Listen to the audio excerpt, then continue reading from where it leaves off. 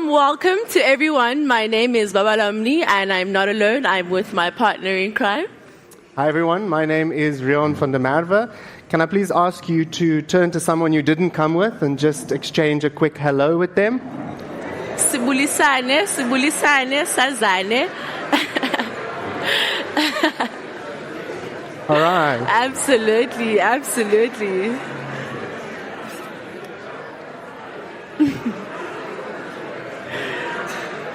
All right, thank you. Seems like we have a very chatty bunch today. Thank you so much, everyone. We are warm, we are fuzzy, and we'll all come in the spirit of Ubuntu. So, Rion, can you please tell me, why are we here today? If we can just have everyone's attention. Wow, we invited for a greeting and we got a whole conversation going. You know what, I think we should actually take this opportunity to make this an exercise. For all those that can ululate in the room, can we, in the spirit of Ubuntu, together ululate on the count of 3? 3, 2, 1, let's go. Fantastic. Rion. All right. So, colleagues, welcome to the Climate Solutions Forum here in the wonderful Kirstenbosch Gardens. So, my colleague and I are going to be your MCs for this conference. We're going to be walking this journey alongside you as we listen to the great speakers, the moderators, the sessions that we're going to have. And, you know, Babawa, reflecting on this forum, we often use the term forum when we speak about conferences, and, you know, it's become such a detached term.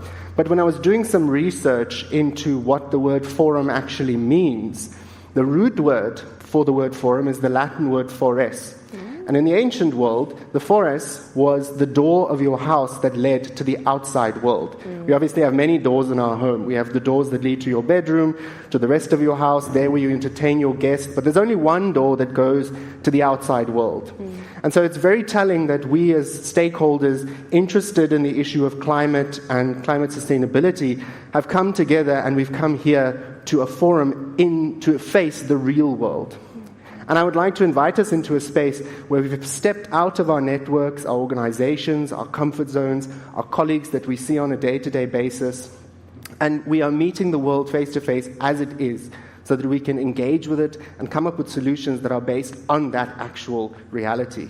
Absolutely, Rion. And as we step out, there's something, especially when we talk about the G20, when we talk about equality, solidarity, and sustainability, all for me, when me and Rion were sitting down, we're like, you know, there's one South African word that we can use to comprise and put all this together, and for us, that is Ubuntu. Umntu ngumntu ngabantu. And Ubuntu, when you think about Ubuntu, you'll be able to think, what is leadership that comprises Ubuntu look like? It looks like accountability, it looks like vulnerability, and it looks like care. And those are the conversations that we're going to have here today. Yes, we have a booming ecosystem, we have a booming technologies, but all of this comes back to caring for others, not just others as in human beings, but biodiversity. And when we begin to think like that, when we begin to build like that, those are the kind of communities that we have. And so, ladies and gentlemen, can we please have an amazing day in Namhlanje filled with Ubuntu, Uthando. And yeah, I'm so excited for today. I'm so excited for all the love and also all the case studies that you're going to be sharing. We promise you guys you're going to be filled with nothing but joy, and also be reminded of how much care we have for our communities. No, definitely. And it's so crucial that you mentioned, just as we're transitioning into the start of the next session, the issue of the G20. It's the first G20 being held on African soil. It's the first G20 where the African Union is a member state. And so this is a prime opportunity and a prime moment for us to be thinking within this context, within this beautiful African garden at the tip of the continent, about the future of our world and of nature, and also how the G20 moment, solidarity, equality, sustainability, can be used and should be reflected on as we go into the heads of state meeting, all the other different engagement groups that I'm sure many of you are involved in. So let's use this space to also reflect on that. To usher us in, we are going to bring our amazing Secretary General, Katrin, who once said it's a tremendous achievement when the world came together in 2015 and agreed on 2 landmark decisions, the SDGs and the Paris Climate Agreement. Since then, progress has been slow, and we are running out of time to realize the goals we set for ourselves and the world. I believe that we believe that the joint forces and the collaboration, that we can still achieve them. But it all requires all stakeholders, all of us right here in this room, to play our part, and the inclusion of all different communities, and with their creativity and know-how. Can we please invite to the stage this wise woman, Katrin Harvey.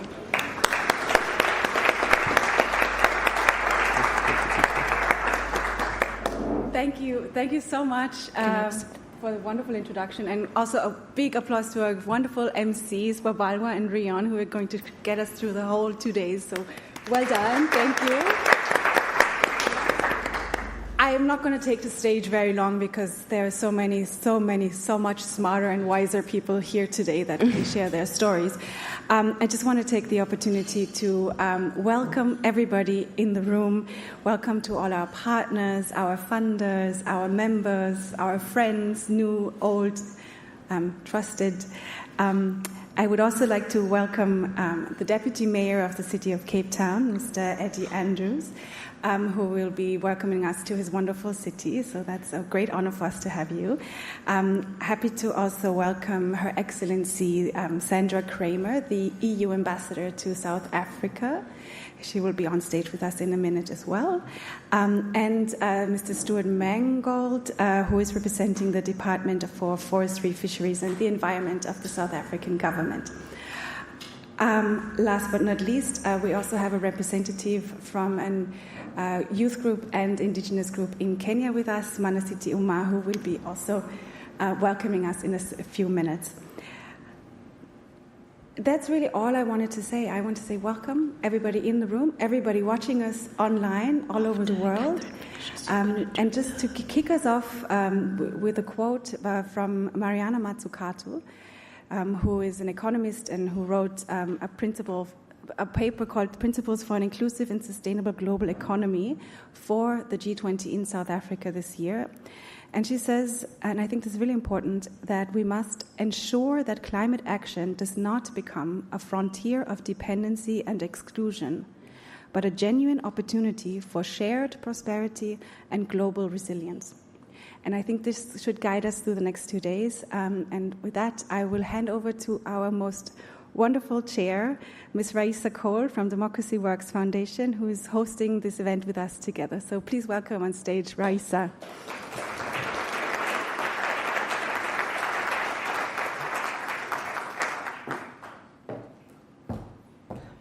I asked for a step because I'm very short, but I see we don't have one. As a Cape Townian, welcome everyone to Cape Town, to our beautiful city. I think the decision to focus on solutions within the Climate Solutions Forum was a very intentional one to really center hope within the deliberations over the next 2 days. And there's something that I have been, or 2 things that I have been holding on to in the last couple of months, and the kind of changing geopolitical context that has provided me with hope. And the first thing is that I think we need to remember that the climate crisis is fundamentally political, and like all political processes, is within our collective reach to transform. And the second thing that has really given me hope is that everyone in this room is really part of a global majority of people that are continue to be committed to a just, sustainable, and equitable future. And so on behalf of Democracy Works Foundation and F20, I think our intention or hope for the end of this conference or forum is that everyone here leaves with a sense of kind of renewed and revitalized hope, and also a sense of informed optimism about the future of our kind of shared home. Thank you.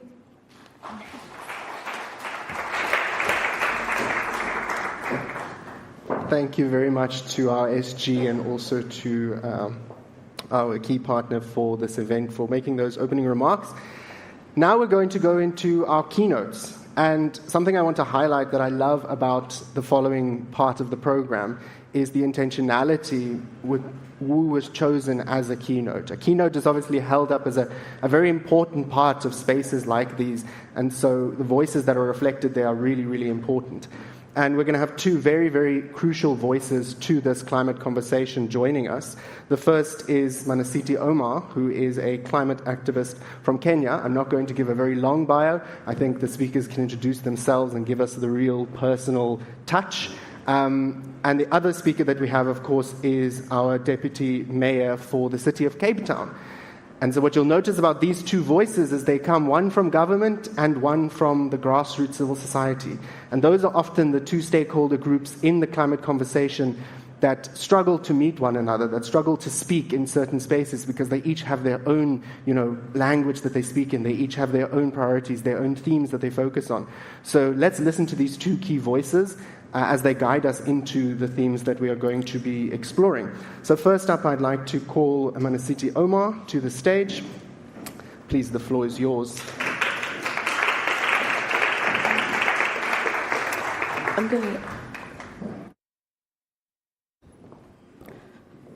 Good morning, ladies and gentlemen. How are you doing? I'm so excited to stand here and speak to you today. And thanks to the organizers, for inviting me to offer a keynote remark. So I want you to sit tight and listen to this. It's my keynote remark, but it's kind of a story.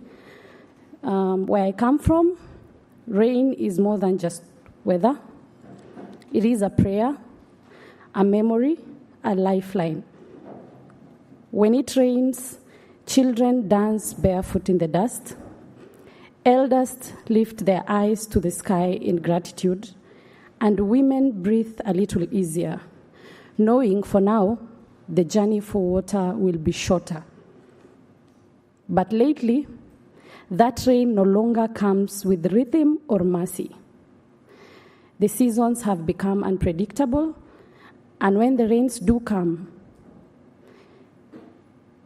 they flood. When they don't, people starve. And in between, the silence of drought stretches longer with devastating consequences. This isn't an abstract crisis. It's the lived reality of indigenous pastoralist communities across the African continent, especially in arid and semi-arid regions. It's a mother who can no longer grow food. It's a girl missing school to fetch water. It's a pastoralist losing livestock, and with them, their culture, identity, and economic survival. My beautiful name is Mana Omar.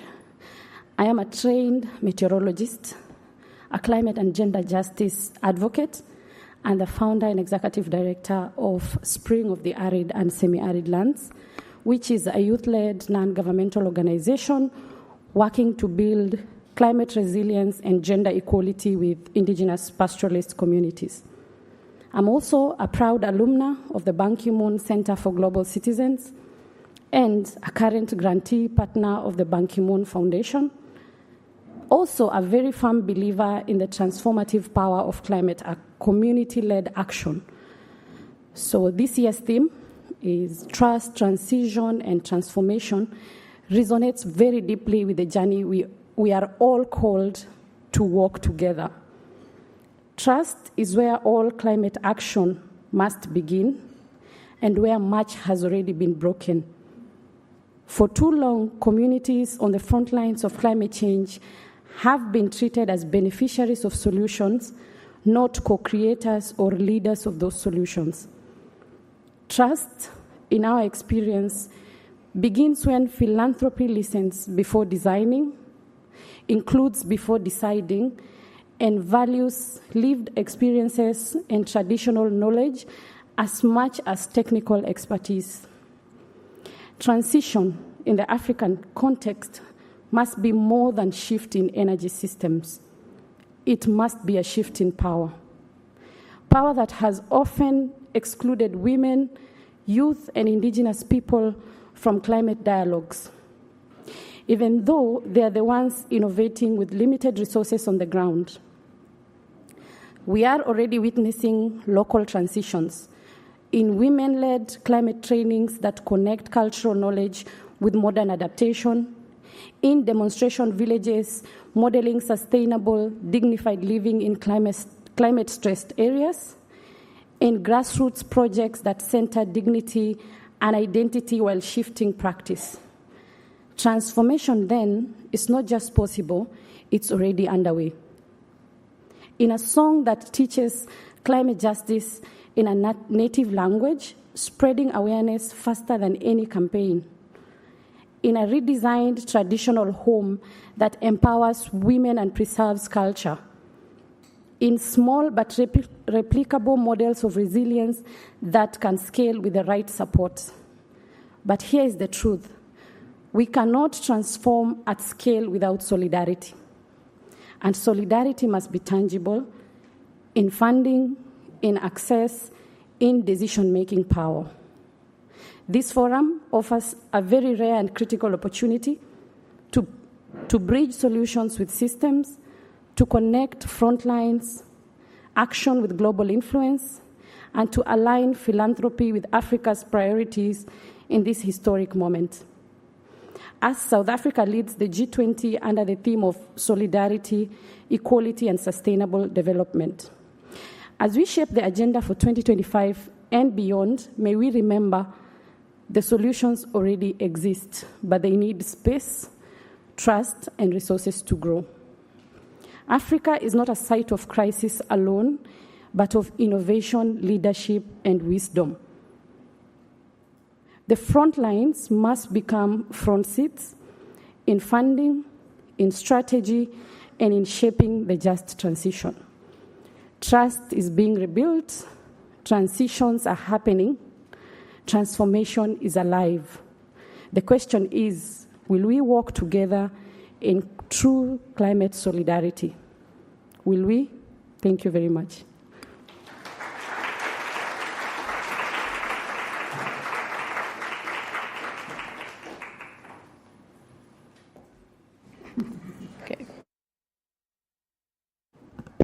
Thank you very much for that, Manasiti Omar. Thank you for those insightful. I loved when you said Africa is not a site of crisis, but of innovation. So, so powerful.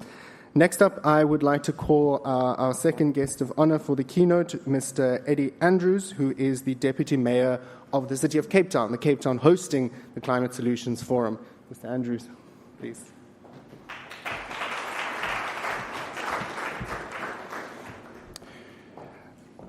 Rian, so I would like to appease any potential concerns you have relating to the relationship that government has with the civic societies and other fora in the City of Cape Town. We are really fortunate that we have healthy relationships in the City of Cape Town because we recognize, and perhaps I should say concede, that government cannot do it by ourselves.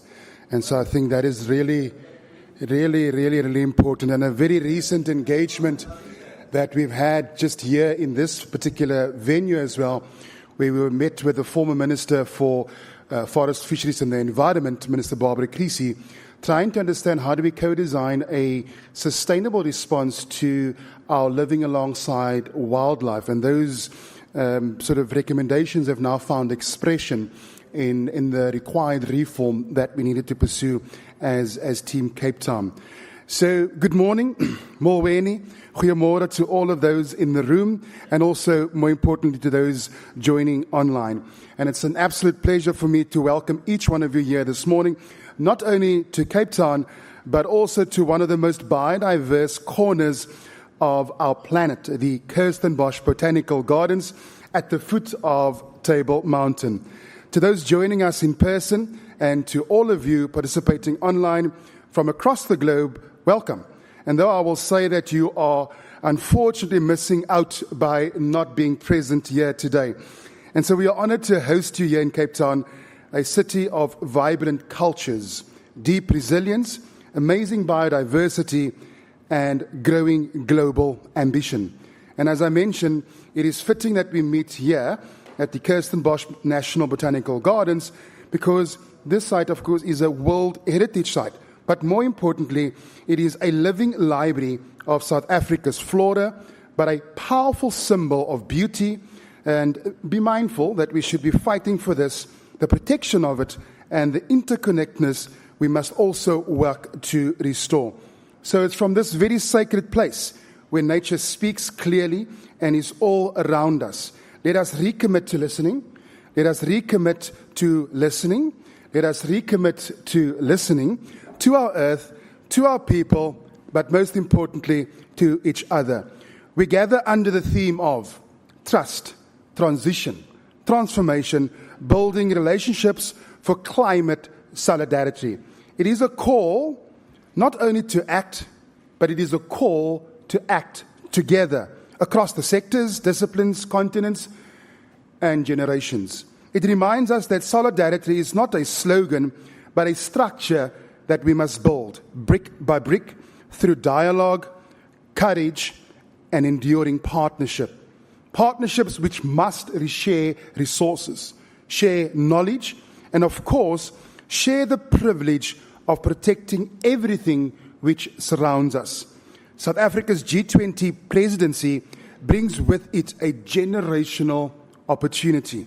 The presidency's focus on solidarity, sustainable development, and inclusive economic growth speaks to the very heart of the climate crisis, which is not only environmental challenge, but also a profound social, economic, and a moral one.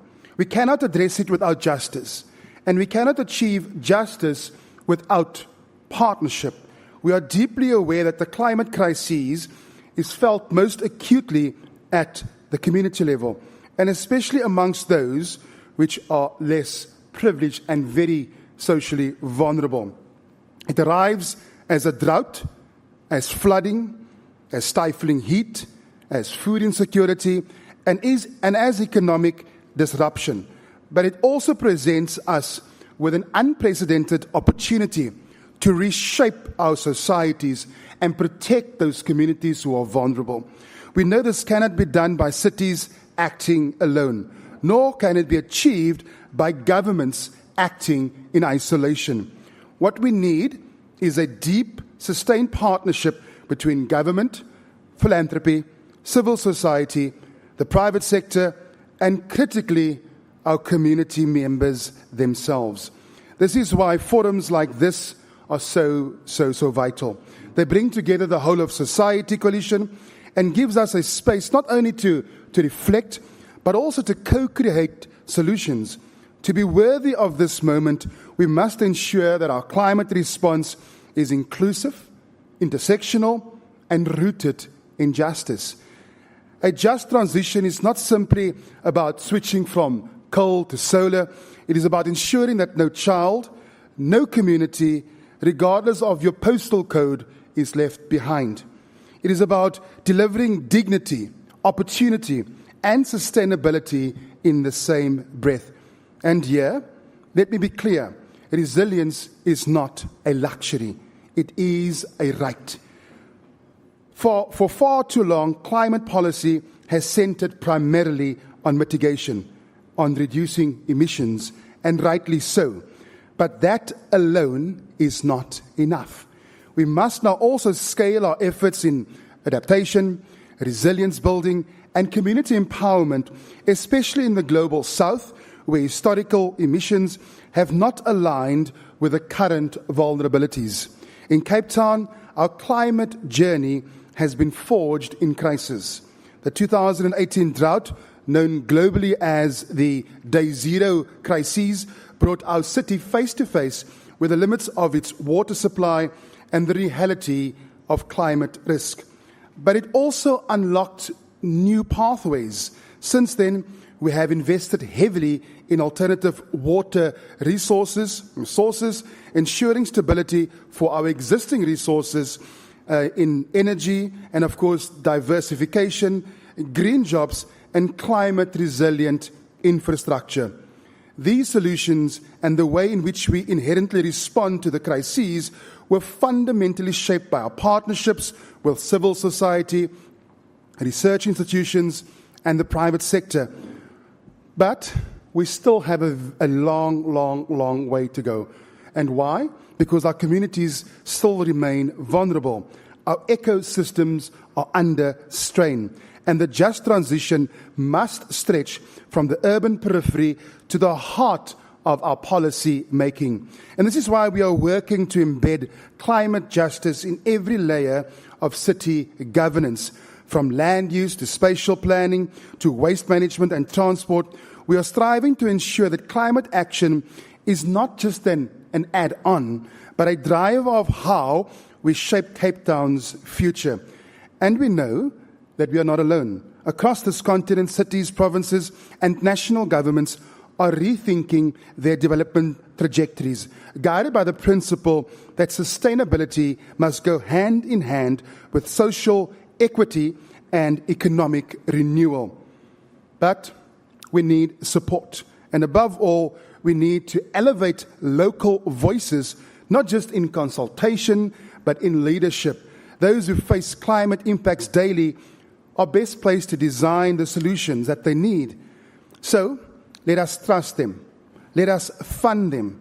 Let us follow them. The journey from trust to transition to transformation is not a straight road. It requires patience, it requires boldness, and it requires hope. Hope is not as a passive feeling, but as an active stance, one that says we believe in the possibility of change and we'll work together to achieve it. So as we begin this forum, let us carry with us a few guiding thoughts. Firstly, that partnership is not an option. It is the only path forward. Whether in finance, energy, food systems, or biodiversity, collaboration across divides will be our greatest strength. Secondly, that justice must be the compass of all our decisions. A low-carbon world that is unjust will remain unstable. Let us make equity central to our transitions. Thirdly, that innovation must be matched by compassion. Technology alone will not save us. It is only when we combine innovation with care for people and the planet that transformation then and only then becomes meaningful. And lastly, let us remember ourselves of the history of this place. We are gathered on land once walked by the Khoi and the San peoples, the original stewards of these ecosystems. May we honor that legacy by becoming better stewards ourselves. Cape Town is proud to host you. We are honored to serve as a platform for the kind of climate solidarity this moment so urgently calls for. It is through shared purpose, mutual respect, and deep listening that we begin to shape a future rooted in justice and rooted in sustainability. We look forward to learning from your insights, drawing from your wisdom, and walking alongside you as we build a world our children not only deserve, but one day will inherit. So let us be clear. Solidarity without action is sentiment. If your recommendations are to mean anything, they must not remain in reports or roundtables. They must find their way into policy. They must find their way into budgets. They must find their way into the law where real change lives. Because anything less is a betrayal of the very future we claim to protect.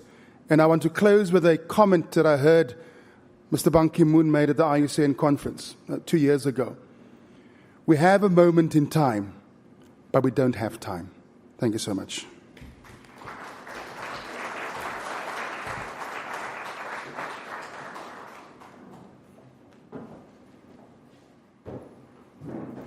An amazing thank you to our Deputy Mayor. Thank you so much. The next conversation that we'll be ushering into is one of absolute importance. Right now, one of our key themes for this conference is building trust. And we know that no one works with anyone that they don't trust. And so the question becomes, how do we build trust and strengthen these relations across stakeholders? There's a conversation about power that happens when we begin to answer questions within communities and problems. If I trust you, will you do well by me? And I think that right now is what we want some of our amazing guests to answer with us today. When power dynamics comes into play, sometimes imbalances bring in within the ecosystem and power shifts. And so how can we be responsible with that power and use that power understanding the spirit of Ubuntu? And I believe that through that power of sharing, this is when we begin to think of multilateralism and also begin to think about some of the presidency G20 of solidarity, equality, and sustainability that we are pushing here at this Climate Solutions Forum. To introduce our amazing moderator, Karen Harvey, who will be driving us through this conversation, political leadership in the global sustainability space. Please help me give a warm welcome to Karen. Thank you. Hello, it's me again.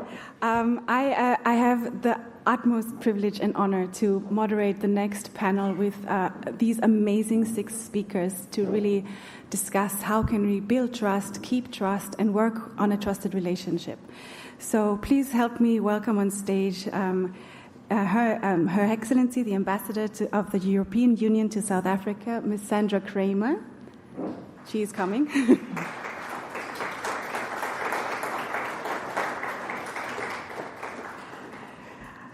The Chief Policy Advisor for International Governance and Resource Mobilization at the Department of Forestry, Fisheries and the Environment of South Africa, Mr. Stuart Mangold.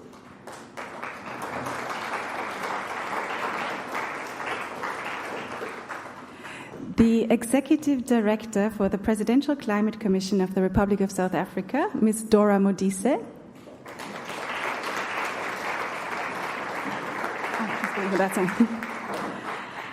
The Executive Director of the Africa Climate Foundation, Mr. Salim Fakir.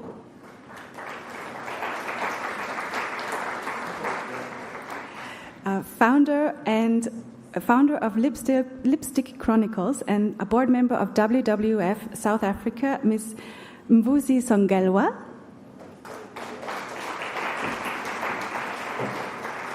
And last but not least, all the way from the US, the president of the Witkoff Foundation in the US and the former US ambassador to the Council for Ukraine Reconstruction, Mr. Mark Witkoff.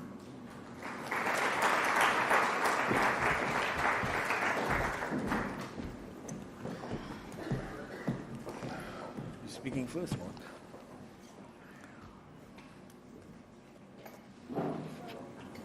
Can you hear me? Yeah. So great to have everybody on stage. Thank you very much for coming.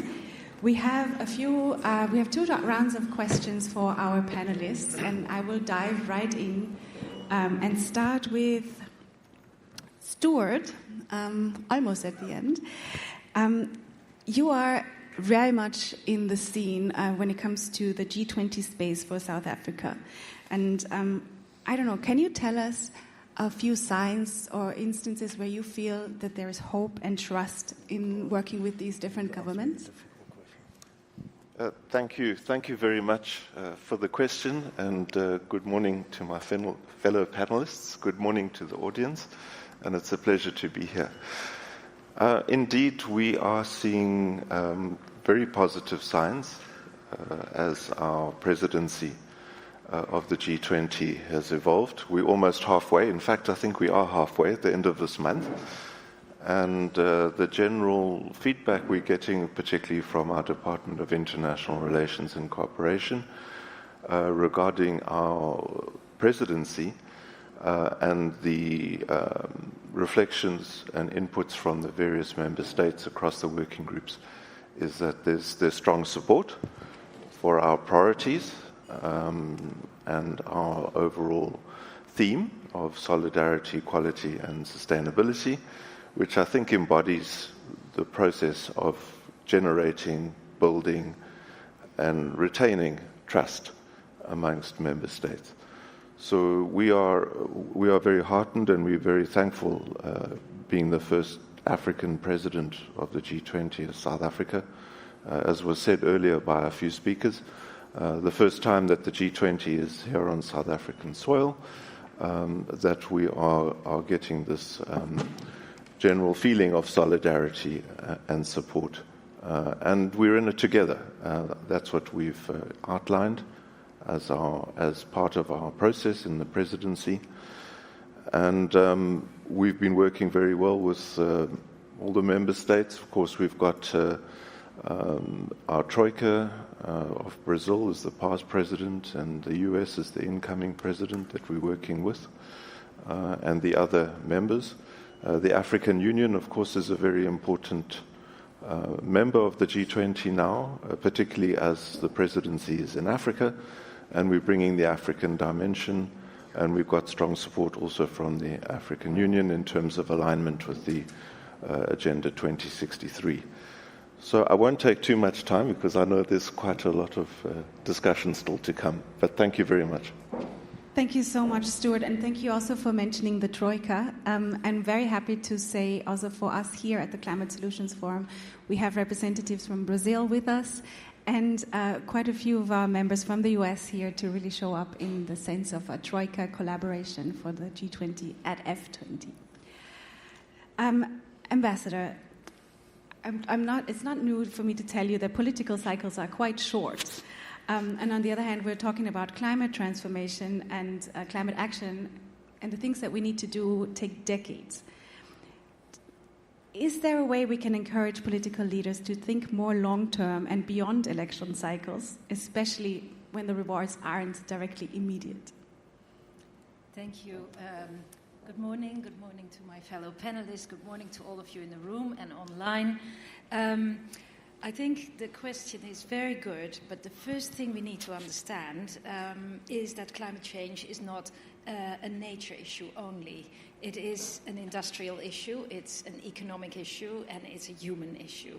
And it should not, it's not an issue that can be addressed only at political level. It's a societal issue, and it requires a whole-of-society approach. And just as we need political leaders, we need business leaders, we need civil society leaders, captains of industry, academia, thought leaders. And in the European Union, we have the European Green Deal that you're familiar with, a vision for a climate-neutral continent, but it's also a growth strategy. So on the one hand, it's about cutting emissions, but on the other hand, it's about creating jobs and boosting innovation. And it's a deal that involves all actors of society, and I think that's an important point. And it's a common understanding of all stakeholders that gives that mandate and responsibility to politicians to address climate change and to embark on that transition. So the second point is that climate transformation is a process that cannot be addressed top-down only. People will not buy in just because politicians tell them what to do. And I think it's an organic process that must be built from the ground up.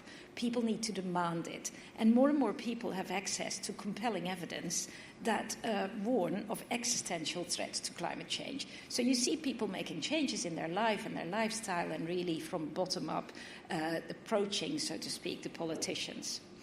My third point is that maybe earlier climate transformation was taking decades to negatively impact on our daily lives. But nowadays we see this accelerated, and we see it to dramatic levels.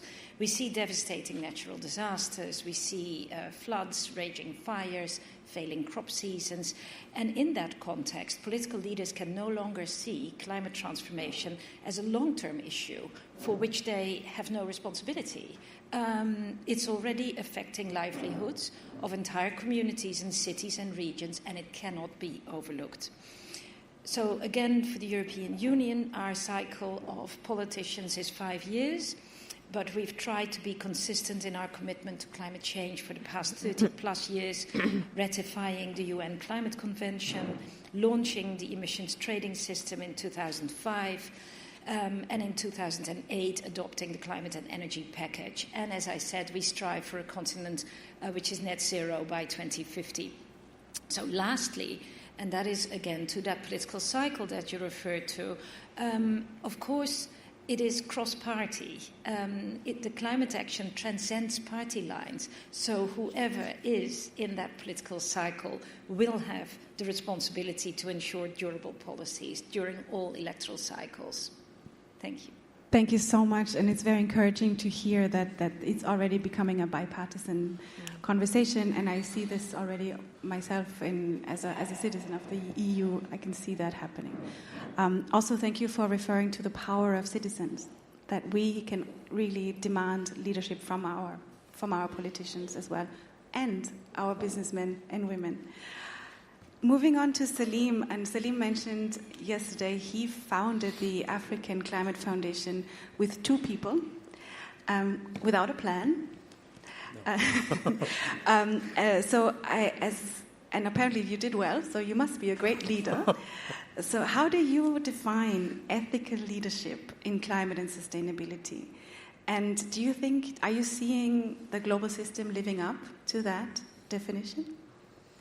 So I'll first say something that perhaps I think we, in most cases, we might, in the public image, come across as being exercising or saying the right things. And I think in personal life, sometimes we're full with contradictions. And I'll be the first to admit that in some respects, when it comes to bringing plastic to home and not being vegetarian, I'm probably one of those people who still have to discover a way to get out of that. But I think at work, you're faced with all the kinds of ethical dilemmas. And the reason why I'm saying that is that it's very easy to be caught up in the righteousness of a cause and feel that you can be obsessed about it, and you feel that the cause has to be achieved in a particular way. But we do live in a world where we may have the right reasons for doing something, but it might not be the wisest way on the basis of just facts, proceeding with something, because there are lots of trade-offs that you have to consider. And this is one of the things we face, for example, when the question of just transition. Yes, we all hate coal plants. We don't like the fact that there's high levels of emission, but the ability to get out of something that has been a result of an investment in the past to something new requires, in my view, orientation of pragmatism, because there are many lives at risk, and often these are people that we don't see every day, we don't hear every day, but we talk about them in forums here. And I think for many of us, these are the tough questions that we have to consider, because we don't have the lived experience of being in those areas and facing the day-to-day challenges that they face. But yet we sit in many of very powerful forums and decision-making arenas where we make decisions on behalf of many people often we don't consult with or we don't talk to. So I think these trade-offs are some of the challenges, and I'm sure, Dora, you'll be able to speak to them, particularly when you're in government, when you're in philanthropy. We are part of the elite, let's be frank about that. And we have huge responsibilities to think hard about, is it just about reason, the objectives, the righteousness of the cause, or are there pragmatic ways of getting an end result? It might seem contradictory early, But trying to bring everybody towards getting to that goal requires some tough choices.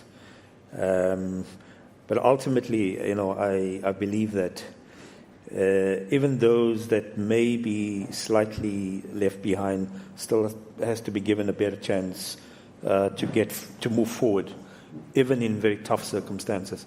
So I think there are not very easy answers, particularly a country like South Africa, where you have 30 years of coal mining, 40, 50 years of a coal plant, to suddenly promise people you'll replace it with something better when you yourself don't know what that's going to look like.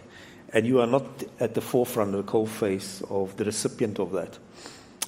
It's very easy to make those kind of comments for populist, rhetorical reasons, or for an audience that I'm sitting here with, to please their views about that I'm, fighting on behalf of the cause. But sometimes I do wonder whether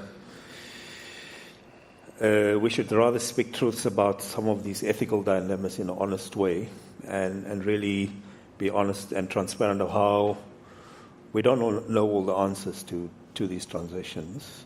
And if we are going to make those mistakes because of the righteousness of our cause, do we have the ethical responsibility to also deal with the consequences of that? I'm not sure that many of us actually put ourselves forward when we make decisions. We don't want to be there when other people are taking a risk on behalf of our causes. Yeah. So, if it was easy, we would have done it, right? And I thank you so much also for showing up and admitting to the infallibilities of us as a community. Nobody knows the answers, and it's good that we agree that we have to sometimes make mistakes. Since you already mentioned Dora, I would like to move to you. Do you see, can you tell us a few of the most critical factors when it comes to building or breaking public trust in climate leadership, maybe building on what Salim just said? Yeah, no, thank you very much, and good morning. Thanks for having me here.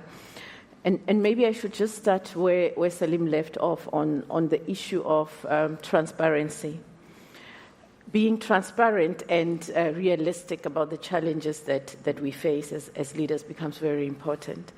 So for South Africa, for example, and I think it's been said from the President's table and quite a number of ministries that, yes, we are committed to decarbonization. We are committed to our net zero by 2050 target, but we need the space to get there.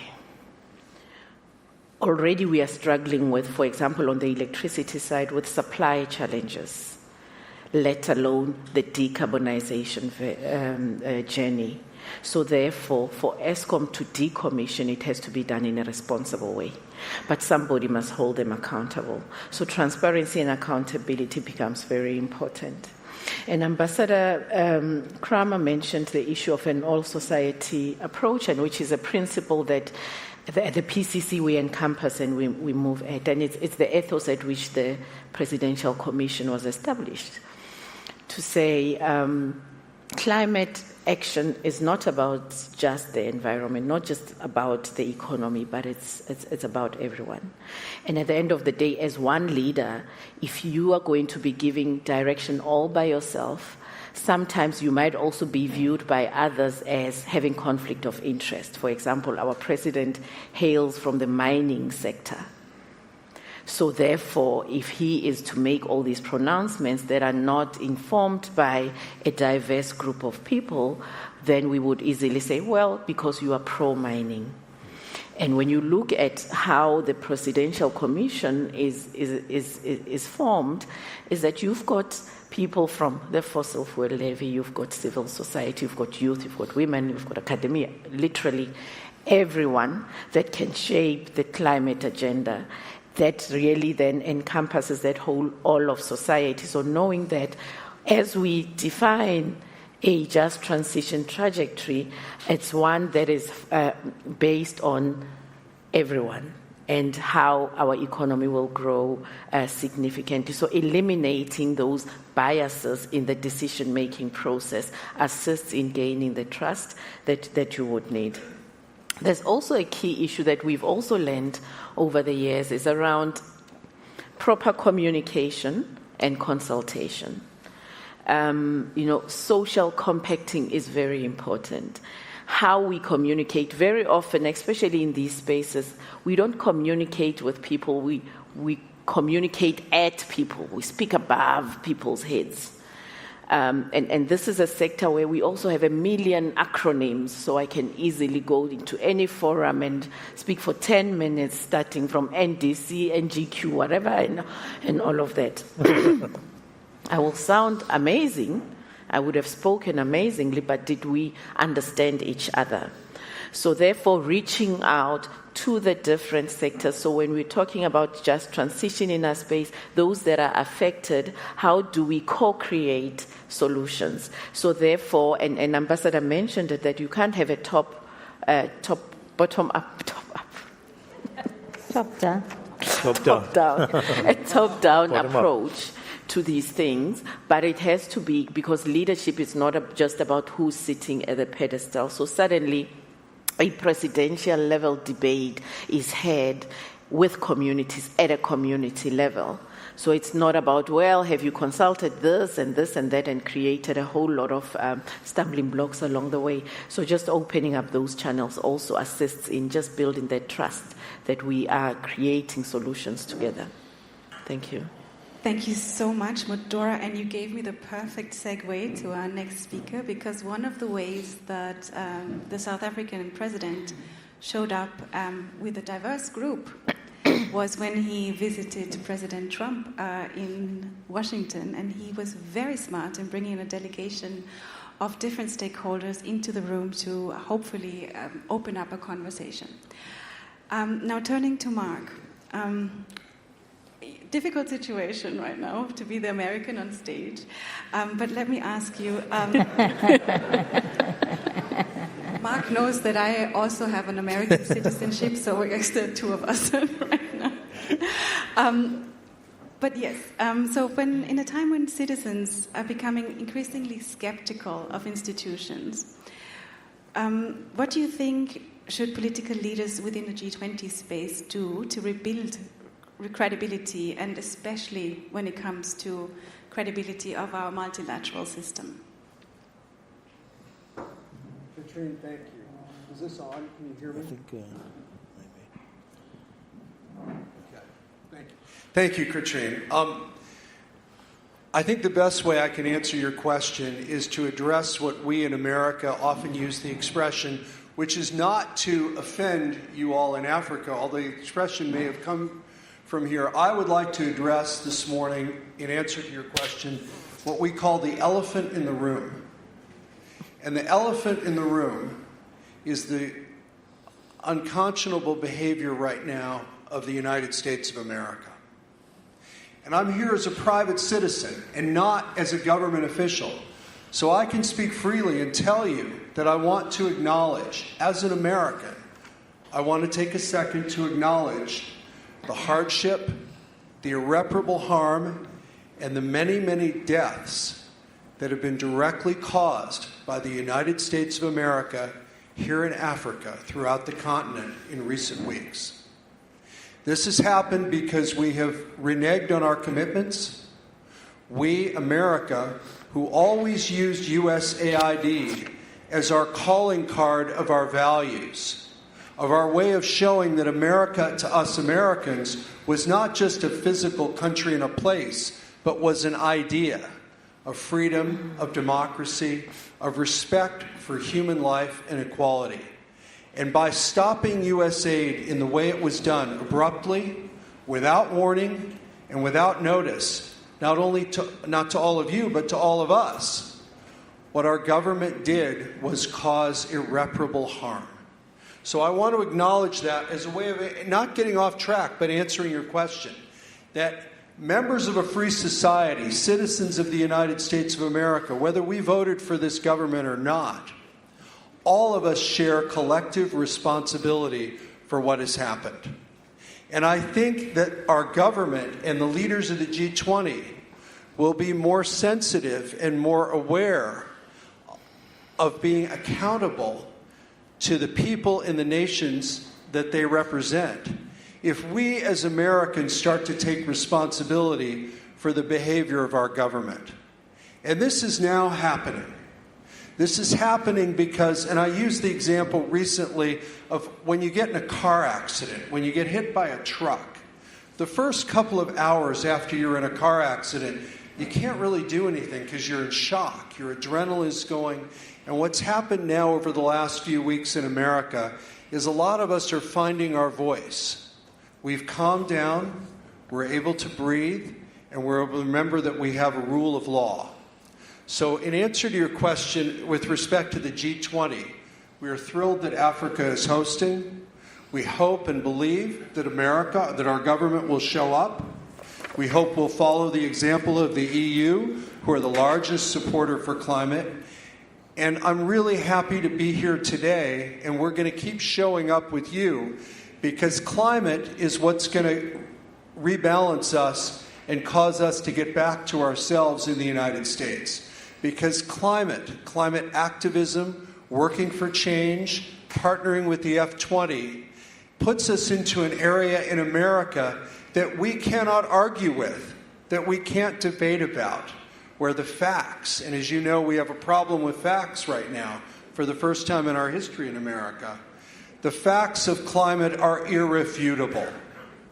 Everyone, no matter how rich they are, no matter how ignorant they are, no matter how dumb they are, and we elected a president that's all three of those things, is vulnerable to severe weather events, is vulnerable to water shortages, is vulnerable to air quality. So climate and the work that you all are doing and that we hope to do with you is going to help the United States be there for you. We'll hope to regain your trust over years, to repair the harm that we've caused. And with the G20, I think the starting point, forgive me so I answer your question directly, is you have to give our leaders in government something they can accomplish together. Small wins. Find something that they can agree on together. And where that comes into play is if you look at climate, areas where they can work with resources that are already there will give them something they can reach agreement on. Thank you. Thank you, Mark. Last but not least, to the very end of the panel, Mvusi, you look back in a long career with many, many different hats, and so I would like to ask, I'm sure you've gone through some of crisis as well, and that is usually when trust gets broken in facing crises. Can you share a moment, maybe also in your personal leadership story, where trust was tested and what you learned from it? Thank you very much, Karen, for this question. I have too many examples to mention, but I spent most of my professional life in the conservation and tourism sector in South Africa and have been at the coalface working directly with communities since 1994 and the communities in protected areas for many years. And through that experience, as I grew older, I established the Lipstick Chronicles, which is a movement that is about amplifying the marginal voices, especially the quiet leadership of women and rural people. Most of you will know when you talk about rural people and women, in particular in the African context, it's always ... less. And the power of the women in rural communities is always undermined. So I have learned over these years that trust isn't built in boardrooms or policy papers. It's built in real, often difficult moments. One of the most powerful lessons on trust came when I was a chief operating officer in the Eastern Cape Parks and Tourism Agency. A community living next to one of our nature reserves took a bold step. They closed the gates. Tourists were turned away. Staff couldn't enter. Everything came to a standstill. And those from South Africa will know that this also happened up there in the Kruger National Park. And they said to us in isiXhosa, Sanele, kunini. Basically, we have been waiting for a very long time to see the benefits accrued from our land. For years we've been promised, we've been patient. Enough. That wasn't vandalism, ladies and gentlemen. It was reclaiming of dignity. It wasn't just about money. It was about power, visibility, and inclusion. That moment shook me, not because it was a crisis, but because it was honest and truthful. So I went back to that community, not as an executive, but as a listener. So as a team, we gathered NGOs, local and national government, as you will all know that some competences are at national level.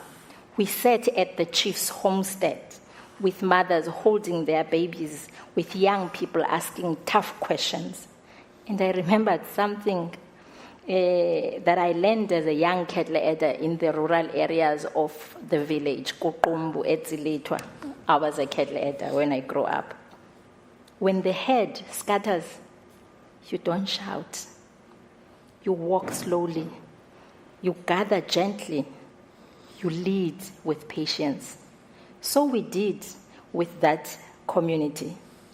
And we have launched some programs, youth programs, and obviously, over time, this gets, because transformation is a long-term process. So through People and Parks program that my fellow colleague might think of, that is led by the FFE. Yes, the gates opened after a few days, but more importantly, so did the relationship. Trust didn't return overnight, colleagues. Trust wasn't restored by writing a statement. It was restored by showing up again and again and again. So that's the lesson I carry with me, that trust is not built when things are easy. It's built in hard moments where truth speaks, like the fellow colleague from the United States, and leaders have the courage to listen. Thank you.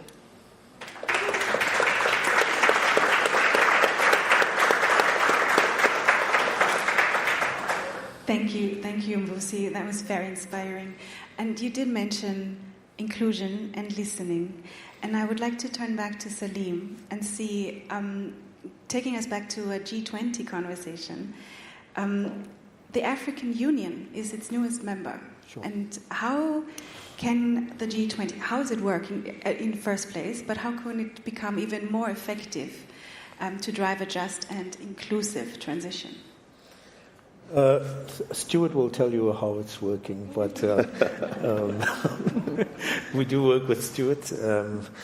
I think the strategy that the African Climate Foundation pursued was to really support diverse groups, and I think that goes to the tradition of South Africa, Brazil, in which we believe in having many different voices engage, even the ones that you don't like.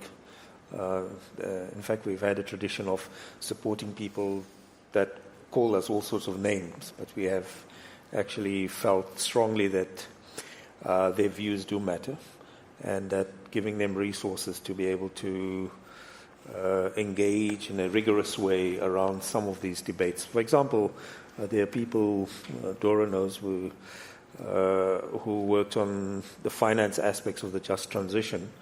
I think there's some people here from the JETP team. We gave a group to look at the to critique the financing aspects of the just transition. I know they've given them a lot of headache and so on, but over time we find that people have found ways of meeting, even if they disagreed. And I think the general sense of the G20 is that we should have that. Maybe the White House wasn't the best place for that to happen, but the outcome was it is coming now. I don't know if you saw the news. But it's also important strategically for the African Union because Africa is going to be a crucial continent going forward. You just have to look at the stats. You have to look at all the energy now going on in trying to access resources from Africa. There are many engagements. The European Union is also looking at the security of supply chain of critical minerals. So the ability of the African Union to speak with one voice is very important. They might not be absolutely ready for this G20 because we just had the elections of the African Union president in February. It takes a while for the AU has been around the G20 has been around for a long time. It takes a while for the African Union to be able to organize 55 states or 54, depending on whether you believe the other state is a state as part of the African Union membership. It's not a union that has the ability to dictate to other countries their foreign policy or their positions, because it's more of a political coordinating body. It, of course, has a parliament, but it doesn't have the legislative power that the AU has, and it's not one single monetary union. So I think the South Africans have, and Stuart, you can also talk to this, in the different working groups, there's a conscious objective to make sure that the issues don't just reflect only the current G20 members or that of South Africa, but the South African position is also in the context of the broader African views and interests. And for that, also the presidency has set up the Africa Experts Panel to make sure that aspects of, there's so many task force, so many working groups. I don't know how many there are, like 200 maybe. Do you go to all of them? No, you don't go to all of them. But there's so many of them that I think I think what they've done very well is to create this potentially standout group, the Africa Experts Panel, which, by the way, doesn't only just include Africans, but they have experts from outside of Africa that have an interest in African issues to talk about debt, the link between debt and economic growth, and many other aspects that are relevant. So I think we're in a very difficult position. So I think South Africa's leadership is crucial. It's the last Southern G20 member, then hands over to the US, and then it becomes part of the G7 that becomes the Troika over time. We will be part of the Troika next year, but beyond that, it will be US, and I can't remember who else. I have experts on G20 here. They can talk to that more. Thanks. Yeah. Thank you, Salim. And I'm very happy to say that we have actually a representative for the African Experts Panel with us in the afternoon session, so we might hear a little bit more about that. Actually, not much of a break for Musi. I'm going to come right back to you. So I like that we've been talking about, I've been hearing a thread here that we do have to have some uncomfortable conversations. So is there, from your experience and working across sectors, working across countries, and an uncomfortable truth that we have to face and that you could share with us? Thank you very much, Katrin. I am privileged to actually work from grassroots level and also with the international organizations. And thank you for that question. And what we have noticed is that across the world, from indigenous territories to rural farming villages, a quiet erosion is taking place. And that is not only of land, it is of legacy. That's the uncomfortable truth that we are facing.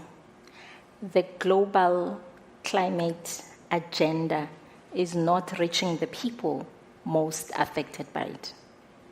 In rural communities, especially in the global south, climate change is not a policy paper or a summit declaration. It is cracked soil, it's empty streams, and it is the slow, silent disappearance of medicinal plants. Plants once used to heal both people and livestock. Plants once passed down through generations as sacred knowledge. In the rural outskirts of this country, where I work most, elders speak of how these plants are vanishing. With them goes more than medicine. We're losing culture, sovereignty, memory. And yet in global spaces, we speak in terms that don't land. Net zero, green finance, carbon offsets. These are important tools, of course, but they don't speak to the mother whose goats no longer find shade, or the young boy whose cough lingers because the root that once healed it is gone. This is what gets missed in strategy meetings and climate models. I often ask myself these questions. What is adaptation without access? What is resilience without roots? That's why I believe we need a new ethic of cooperation, one that doesn't just talk about inclusion but truly listens, and one that recognizes that knowledge flows not only from the institutions but also from the soil. I'm inviting you, delegation, to the Mbashe municipality, where there is a cluster of 8 villages called Luhwaizo. I'm honored to be working with. People are no longer waiting. Through the project called BOLD, communities are rising. They are mapping their own development plans, grounded in culture, land, and dignity. They are saying, we are not victims of climate change. We are architects of adaptation. That's not charity. And this is what I call development with dignity. It is my plea that as we craft solutions, let's create a climate future where even the smallest roots are allowed to take hold, where the quiet efforts of rural communities, women, and grassroots leaders are given space to grow, lead, and transform.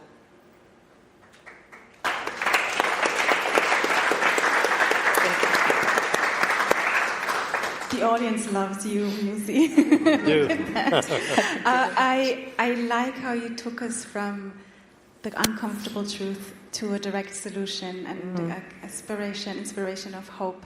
And I would like to quote somebody else who is in the room with us today from a meeting yesterday that we had. So Duncan Hay, he's here from the Lewis Foundation, who's also a partner for the Climate Solutions Forum.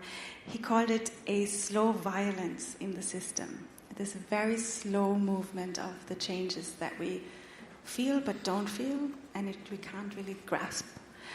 So thank you also for showing us how a community is taking up that solution. Coming back to Mark, how can we draw from the current successes in balancing national interests with global climate commitments? Is there some lesson we can take out of that? Yes. And Katrin, thank you. I'm going to be much briefer because I went too long before. The key is in our institutions. Our institutions are made up of people. I recently read a paper written by a young woman who I know in the United States when she was a graduate student. Her name is Christina Guccione. And her master's thesis was she took 5 completely different U.S. states that were completely different in democracy, geography, characteristics, economically, and she analyzed the civil service, career politician, and part-time elected officials in these 5 states. And the data that she collected showed that all of them, no matter how divergent their responsibilities or backgrounds, their preeminent and sole concern was keeping their jobs. And so that really taught me something, reading that paper. It reminded me that all of us who are concerned with climate here, we have a passion for what we're doing. You showed up today here because you really deeply care, and that's admirable, and we commend you for that. When we have to deal with national interest in people in governments and institutions, we have to remember that what they want to do is go home at night and keep their job. So what we have to do is dial down the intensity with which we approach and give them something they can accomplish together that they can agree on. And it doesn't mean compromising our values or the outcome to set small, attainable goals. Thank you. Thank you, Mark. I think that's really, really important to remember that we are still working with people, and that in the end, it's a relationship conversation as well. Moving on to Dora, I would like to ask you if you could rewrite the global rules for climate finance and also challenge not to use any acronyms or specific. What is something? So, what do you think? What is something we should jog? What's something we should get rid of? And is there something that we should definitely keep? Yeah. Thanks for that. Yeah, I wish I can rewrite it today. But the one thing I would completely remove from the vocabulary in the climate finance space is that climate finance is development aid. This notion that climate finance is aid that needs to flow from the global north to the global south is completely wrong. Because for me, climate finance is co-investment and commitment towards a common good, which we are collectively responsible for, some more than the others. So, and therefore, resources that are flowing towards climate finance, yes, most of them might be coming from the global north, but it's not for development aid, but it's for the responsibility that the global north has in this collective challenge that we are all facing. Also, in that same tone, it's also saying that south-to-south financial flows are also quite critical. And we are starting to see these trends emerging, where we are seeing more and more collaboration within the global south. Some of it is propelled by the uncertainties that we are seeing, the signals that we're getting from the north, maybe the one side of the north. But also besides just the financial flows and global geopolitical dynamics, we are also seeing that more of our global shifts are happening in the global south. Already this year we are seeing by the G20 in South Africa, COP30 in Brazil, and we are seeing the global south starting to do a lot in shaping the dialogue and the dynamic. So seeing more of that happening and ensuring that within the global south, these debates happen and the actual financial flows happen to complement the flows coming from the north, such that it's not a one-way stream. So I would really remove that notion. Just the second one would be around quality alongside quantity. Those that are engaged in COP negotiations, a lot of the discussions are around, yes, now loss and damage fund, adaptation fund, pledge 5 billion there, 7 billion. We are focusing a lot on the amount and not how that amount is going to come through. A lot of those resources come to the global south as loans, which are heavily burdensome, because most of the countries can't even afford to access those loans due to weak balance sheets and so on, especially at local government levels. That's even worse. Cities cannot access climate financing. So by quality, I mean just working out how these flows must happen and the roles of national governments in taking that space up and ensuring that funds are dispersed for programs that make an impactful change. A lot of that is loans. Parts that's not loans, most of it goes towards technical assistance. Technical assistance is very important, yes, but at the moment, most of our communities, and Vusi spoke to it, people are, if I go to that community and say we are doing a needs analysis and feasibility 3.0, a third level of feasibility study on this and that, they won't get it. But when you go and implement, however small scale it is, but interventions where people can see real change and real impact, that would really help. And that's all about localizing global finance. Thank you. Thank you so much. It's a very, very important point. And I'm happy to say in the afternoon session we will go a little bit more into depth about climate finance access and the cost of capital conversation that is also happening in the G20. Stuart, you did say we're halfway through the G20 presidency. And I wanted to know, on a very quite personal level, was there something that surprised you, or was there a certain prejudice or preempted idea that got confirmed as you are moving through the last 6 months?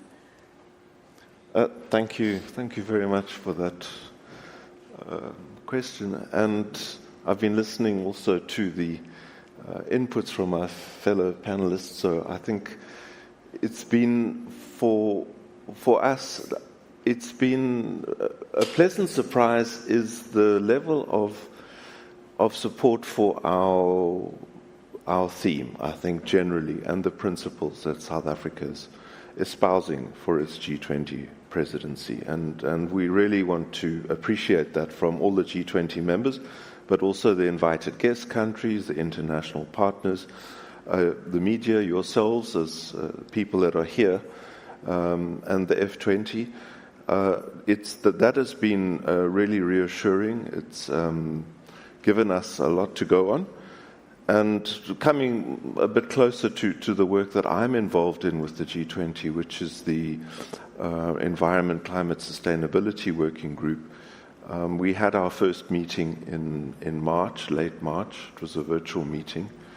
And there we had, of course, already put out our issue note in December, like the other working groups, highlighting 5 priorities. And just to get the reflections from the various G20 members and invited countries, as well as the partners on our proposed priorities, which of course there was overwhelming support and very positive suggestions about the process, about the involvement of the G20, the importance of this, and as a result We've also looked at the 5 priorities, which of biodiversity and conservation being the first one. Then we have chemicals and waste management. We also have land degradation, desertification and drought. We have climate change and air quality, which of course is very important for this forum. And we have oceans and coasts. So it's all about advancing the environmental dimension of the 2030 agenda and the Sustainable Development Goals. I think we're also well aware that many of the Sustainable Development Goals are lacking in terms of their trajectory of being attained by 2030. So we were very purposeful in choosing these priorities. So as a result of the interactions, we've revisited the priorities. We haven't changed any of them. We've just added the issue of water resource management to the land degradation, desertification and drought because of the very meaningful inputs that we received from some member countries. We've now increased the focus of climate change, the scope, to include the issue of mitigation, which there was a strong call for, in addition to the just transition, the loss and damage and adaptation work. And we have now a special focus also on air quality. The issue of air pollution, I think, was a common thread of appreciation from the G20 countries in terms of that we are prioritizing this and giving it some focus in both developed countries and developing country context. So we're looking forward to sharing best practices. We have already received some of those. We're busy with our technical papers now on corresponding to these priorities and sub-priorities. And we're looking forward to a very good second half of our G20 presidency. Thank you very much. Thank you, Stuart. And we also hope it's a great second half as well. I like that a positive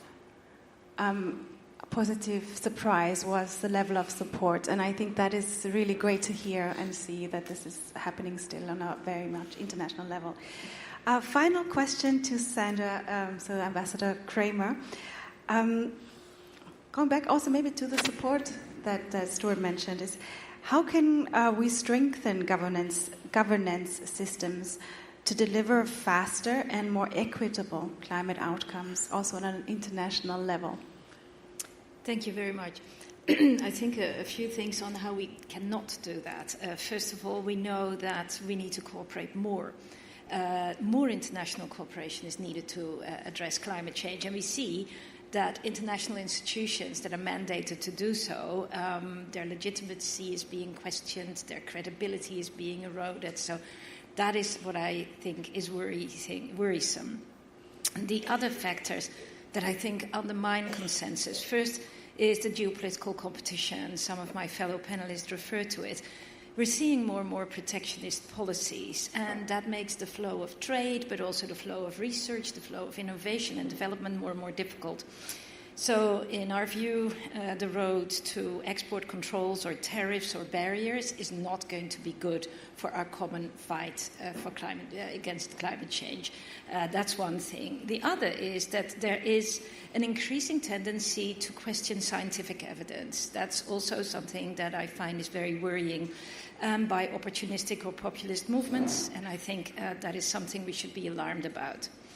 I think an absolute must from our side is the reform of international institutions like the UN or the Bretton Woods institutions. And that was a key outcome of the Pact of the Future that you all saw. And also discussions in the G20 are going on in that extent. And we fully support that as European Union to deliver faster and more equitable. We need these institutions to be more representative, to be more inclusive, to be more fit for purpose. And that is, in the context of heightened geopolitical and geoeconomic tensions, extremely important.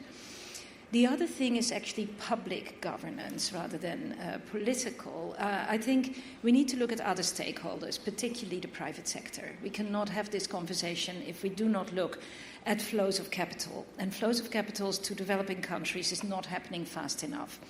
85% of the world's population living in extreme poverty concentrates in 20 countries, and those are most vulnerable to climate change. And we need to find formulas and mechanisms to attract private investment into these countries, and partnerships between public and private sector can work. So these are elements that we discussed. The European Union and South Africa recently had a summit here in Cape Town, 13 March, and we discussed a lot of our work on sustainable development, on clean value chains, on green hydrogen, on minerals, on e-batteries, on vaccine production, on many things. And we are looking forward to enter into a clean trade and investment partnership, which is the first of its class between the European Union and South Africa. So I think it's important that we use and build mechanisms that already exist. And one thing is the Paris Agreement, of course, and the Paris Agreement global stocktake. I think that is a very important thing, that we need transparent reporting and peer review. And the other thing will always be finance. Equitable climate outcomes require scaling up both public and private finance. But the European Union is and will stay committed to lead there and to successfully use grant funding as well as loans to fight climate change altogether. Thank you very much. Thank you so much. Also for the recommitment of the European Union. It's really, really important for everybody to see this. That brings us almost to the close of our very first panel of today. I do want to ask all of our speakers on stage to please give us a one-word answer, or maybe two, if I'm being generous. Either, and I know either answering if there is something, a political action that you would like our leaders, so political leaders, to take in 2025, or a wish for the people here in the room and with us online for the next 2 days of what you wish for us to achieve in the next 2 days. So, well, let's go down the line and start with Mufti. I would love to answer both questions, but my wish is that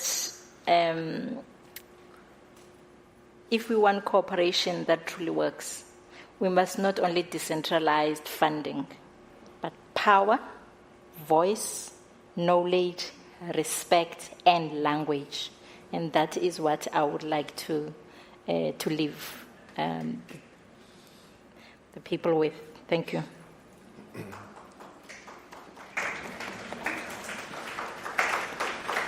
Thank you very much. I'll be brief. It's just 3 words. Solidarity, equality, and sustainability. Thank you. Yes, I think that G20 theme is very, very powerful, but I would like to add to build trust and to have the political leadership at all levels, at world level, at national, at provincial, at all levels, to drive the change that we need. Thank you. Okay, for me, these 2 days, beyond sitting in these plenary sessions, let's be out there by the coffee stations and build impactful partnerships. Excellent. For me, if you build a just, inclusive economy, you'll solve climate change. Let's connect. Yay. Thank you very much. Please give a great applause to our panelists. Thank you very much.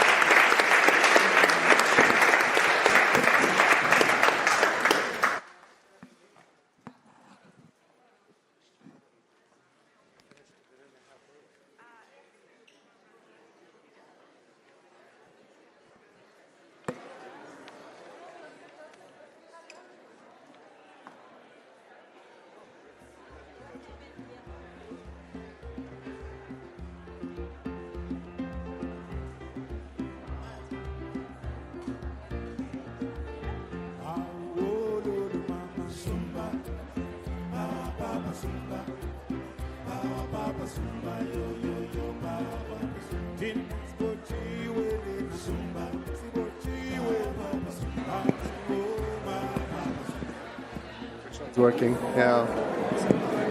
Hello. Everyone, I know that we're quite keen to get to our coffee break. If I can just have your attention for one quick moment. For those who are still hearing me, we will have coffee for 20 minutes, and then we will be back at 10:55 for a presentation by Sports 20. So if we can just have that quick in and out, that would be much appreciated. Thank you.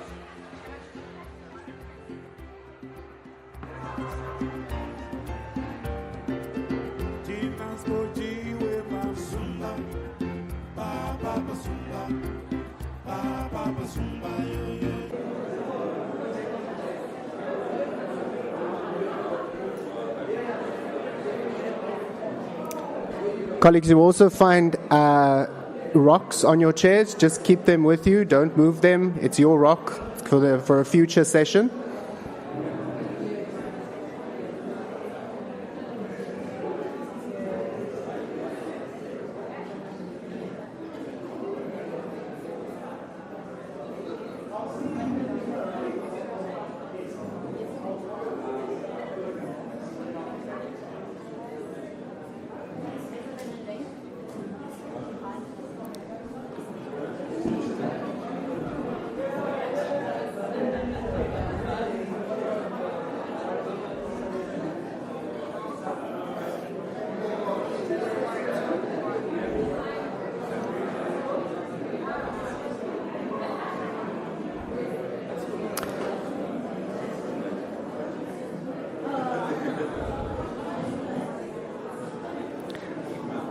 As people are trickling in and taking their seats, I invite us all to turn our attention to the stage. If we can all turn our attention to the stage as people are coming in.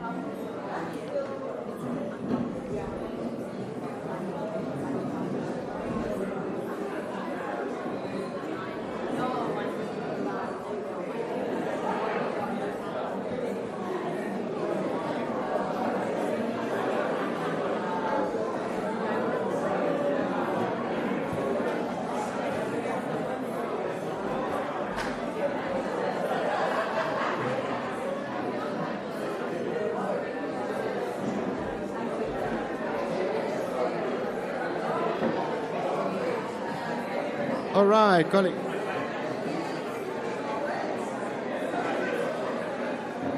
One, two. All right, colleagues, welcome back. Welcome back after coffee. If I can please have your attention. I know we are having very lovely conversations. We're all very engaged. So, as we start off with our next session, I would like to invite to the stage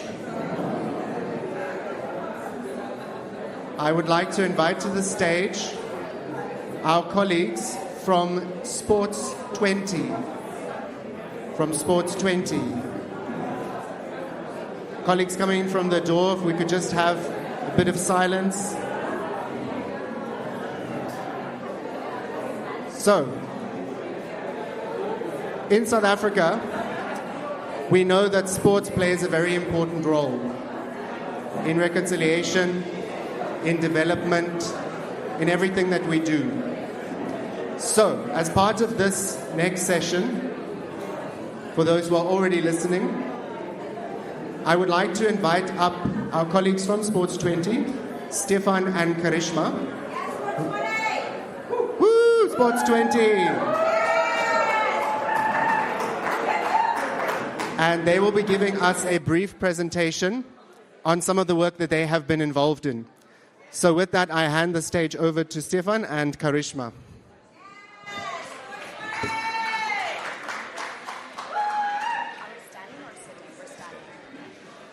Good morning, everyone. Thank you so much for the opportunity to deliver a few remarks on Sports 20 and what we are doing. We will start with a short introduction with a film so that you get an impression of what we are trying to do. Thank you.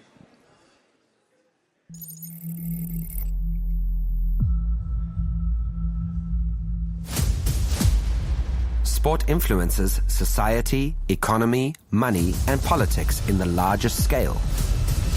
We need a change to solve our multiple crises. Our sustainability crisis.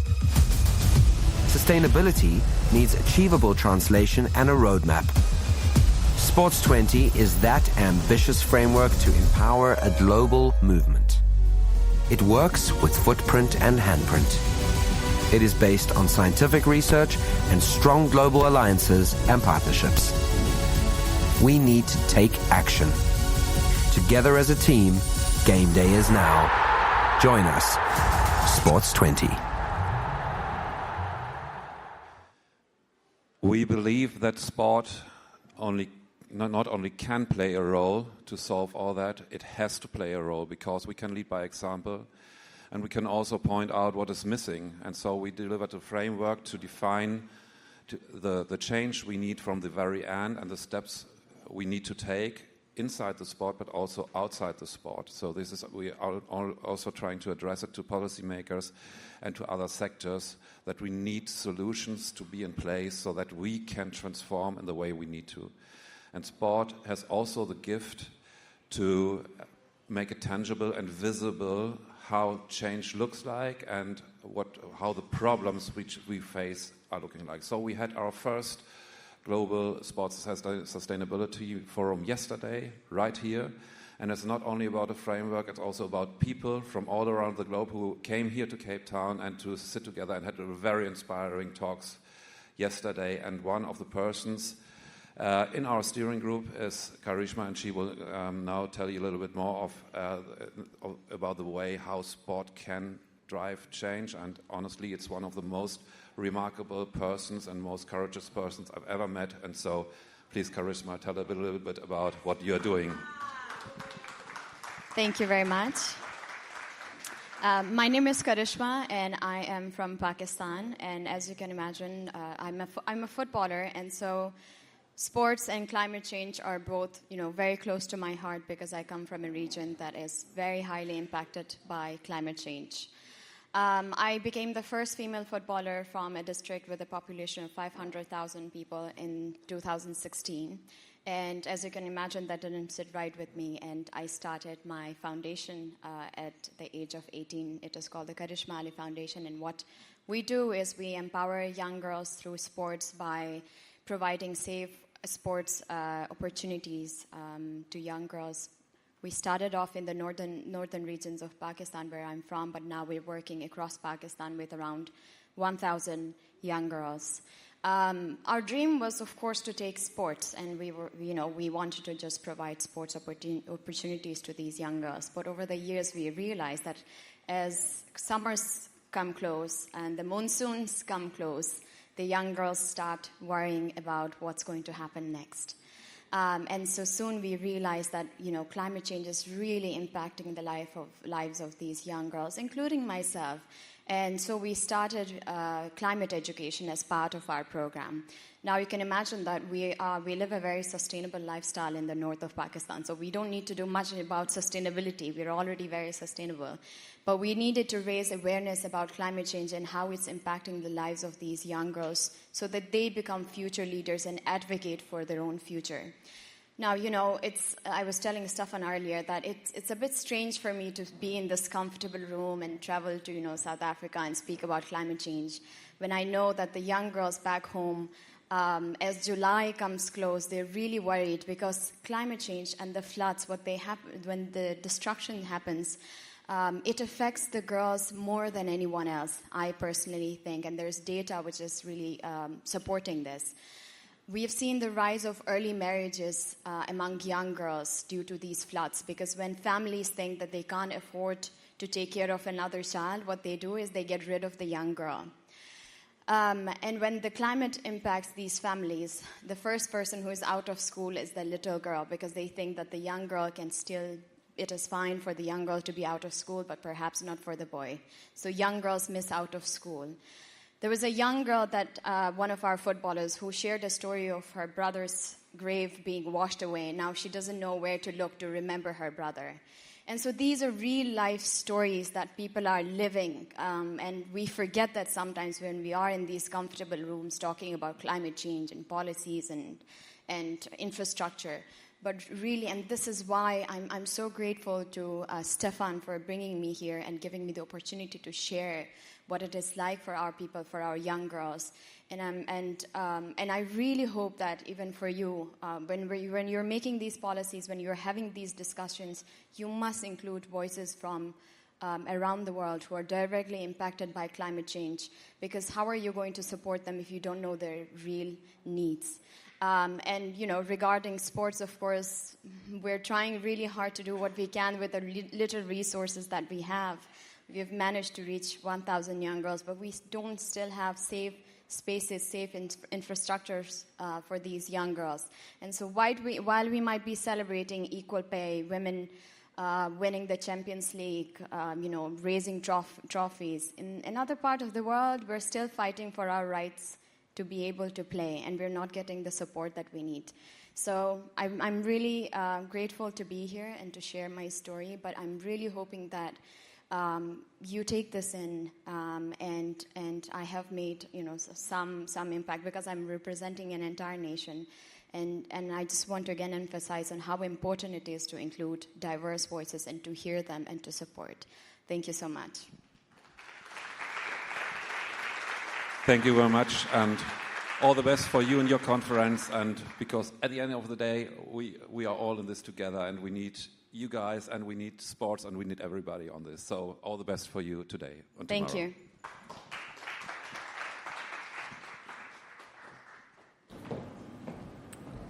Thank you very much for those remarks from our colleagues from Sports 20.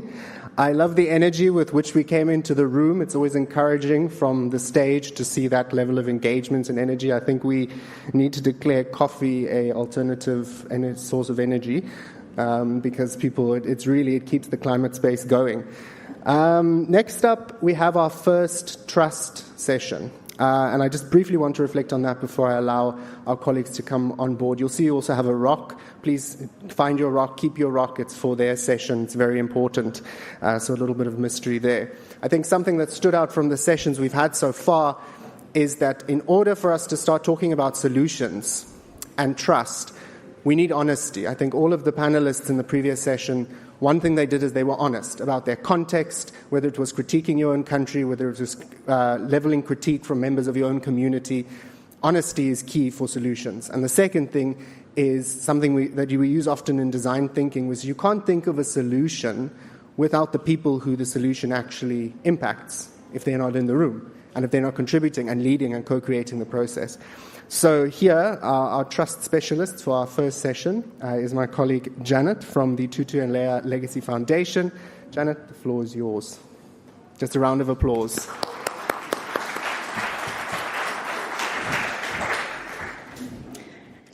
Wonderful. Good morning, everyone. Is this on? There we go. Good morning, everyone.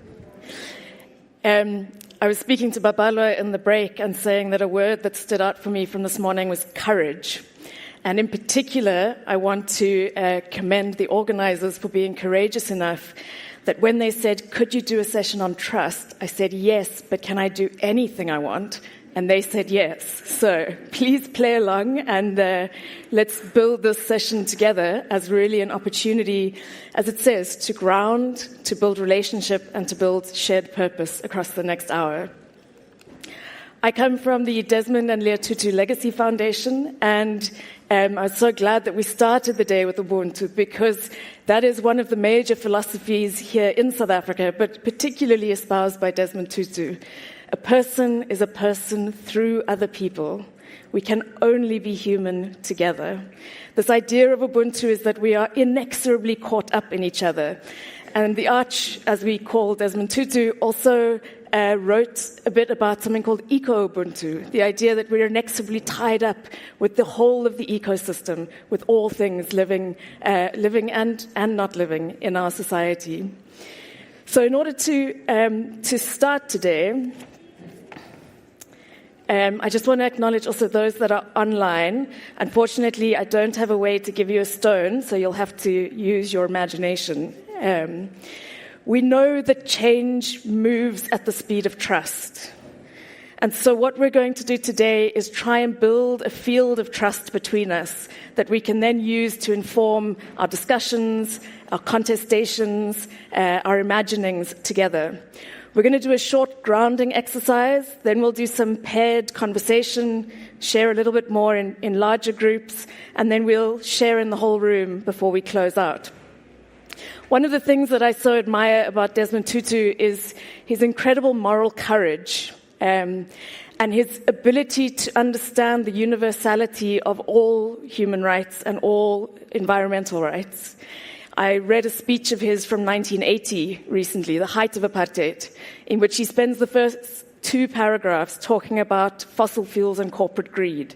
Quite an astonishing thing to be thinking 40 years ago, 45 years ago, about these topics that still remain so present with us today. The Archer's wisdom and his ability to access that moral courage, in my mind, come in part from his serious practice of contemplation. He spent 3 to 4 hours in prayer every day. We're not going to do a prayer here together, but we are going to try and take on board the idea of contemplation as a way of accessing a deeper sense of self, a deeper presencing, and a deeper way of being in relationship with each other. There's a wonderful quote by Bill O'Brien that the quality of the intervention depends on the interior condition of the intervener. So we're going to start with our interior condition. Can I ask everyone to hold your stone in your hand? And just settle into your chair, try and get comfortable. I know for all of us, this little device can be a maddening distraction. Maybe try and not pay attention to it for the next hour. And so let us begin by arriving here, by arriving with each other. Maybe close your eyes or soften your gaze and gently bring attention to your breath, to breathe in and to breathe out. You don't need to change anything about how you're breathing, but just notice. Let the breath guide you.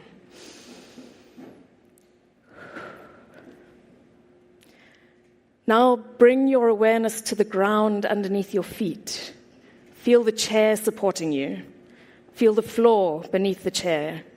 And feel the earth that is holding us all. We are gathered here today on land that holds stories far older than any of us. Long before conferences, before buildings, before even names, this land lived. It has always been shaped by wind and water, by fire and time. It carries the memory of ancient rivers, forgotten migrations, seasons of abundance and seasons of drought. This is the ancestral land of the Khoi and the San peoples. Above us rises our ancient guardian, Table Mountain, or as it was known, Hurikwakhawa. We are in the area in which there are the sweet waters of the Tlamisa, the springs that flow across Cape Town. Take a moment just to imagine the deep time beneath us. The geological layers formed over millions and millions and millions of years. Layers of rock, of sand, of soil. Each one holding traces of those who came before us, the original custodians of the land. The ancestors who tended, honored, and belonged to this place. Let us acknowledge them not just in passing, but in presence, in this moment, in gratitude. And in this place, this meeting point between land and ocean, between the past and the future, we're gathering to talk about trust. In the presence of these mountains, in the memory of this land, we're reminded that trust is not just a feeling. It is a practice. It is something we build together by slowing down, by listening deeply, by remembering that we all belong to something far greater than ourselves. Now bring your attention to the stone in your hand. It is a small piece of the earth that sits beneath us. Consider what has shaped it, what has roughened it or smoothed it over the years. How old might it be? How much longer will it still be on this earth after we have left? Really use your senses to feel the textures, the temperature, the weight of the stone in your hand. Trace its contours. Maybe it has a scent. Wonder where it came from, what stories it has seen.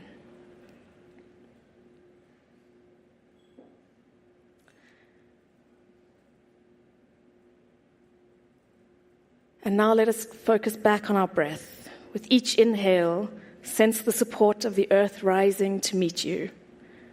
With each exhale, let go. Let's soften into trust. Trust in the ground beneath us, trust in the wisdom within each of us, and trust in the possibility of this gathering. So as we begin this process, I'd like you to take just a few moments to feel into your intention for these 2 days. Think about that intention and connect it with the stone in your hand. Really infuse that stone with your intentions for these 2 days. What is it that you hope to achieve here? What are the conversations you hope to have? What do you hope to leave here with?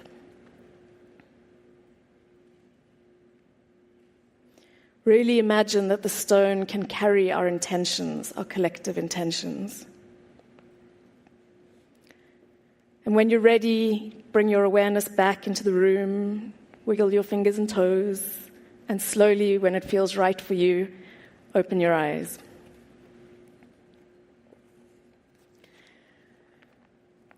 We start with this practice of arriving because in our hectic lives it can be so hard to actually be where we are.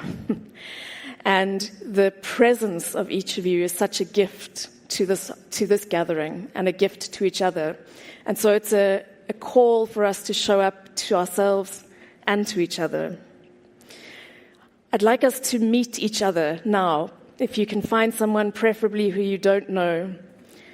I've forgotten my thing, sorry. That was meant to be your beautiful picture. So I'd like you to pair up with someone you don't know, preferably. If it's not possible, that's fine. And really, at first, introduce yourself to each other, and maybe share what one of those intentions is that you have for these 2 days. And then we'll move into the next part of the conversation. So find someone next to you, behind you, in front of you, someone that you don't necessarily know, and introduce yourself and your intention for the 2 days.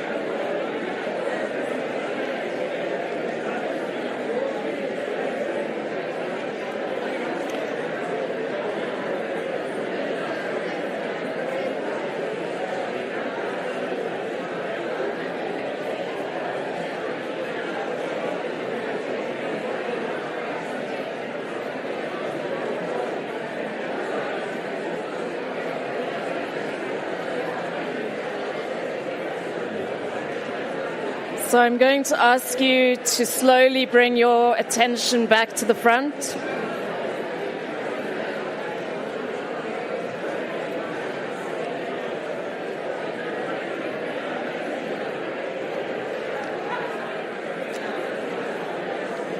Let's slowly bring your attention back to the front.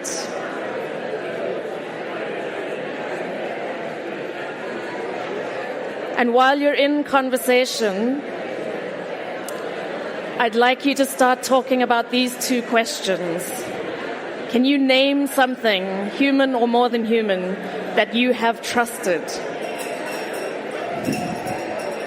Thank you.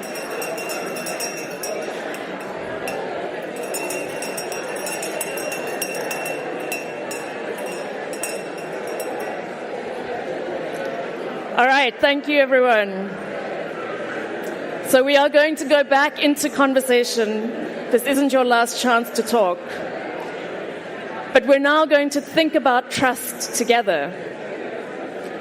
And so the starting point of the conversation is to really think about what is something that you have trusted. What is it that you have trust in? And what makes them worthy of that trust? What are the feelings that go with trust? And then what do you trust in yourself? What do you constantly work to bring into the world? And what can you rely on in yourself? So name someone or something that you have trusted. What makes them worthy of that trust? What does trust feel like? And then what do you trust in yourself? What do you constantly work to bring into the world? And what can you rely on in yourself? So you can continue talking in your pairs. When I ring the bell, we'll come back into the whole room.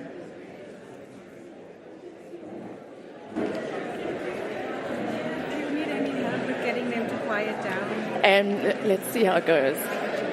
Yeah. One of the things that we use is like if you can see my hand. Yeah. Okay. I like it though. It's good.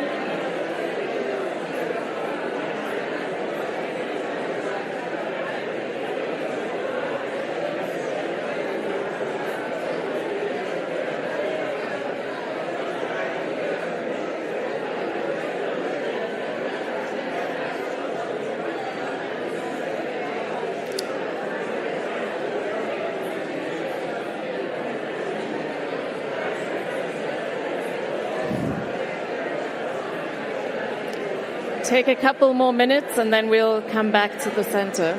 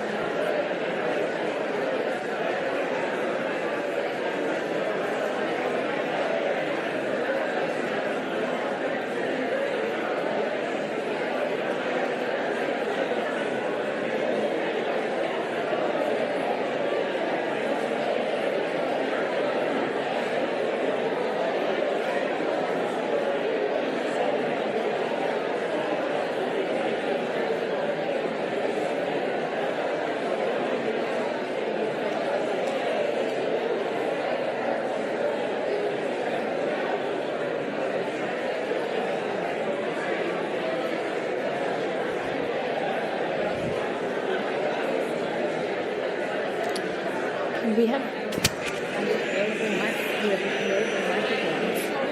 We do. Yeah.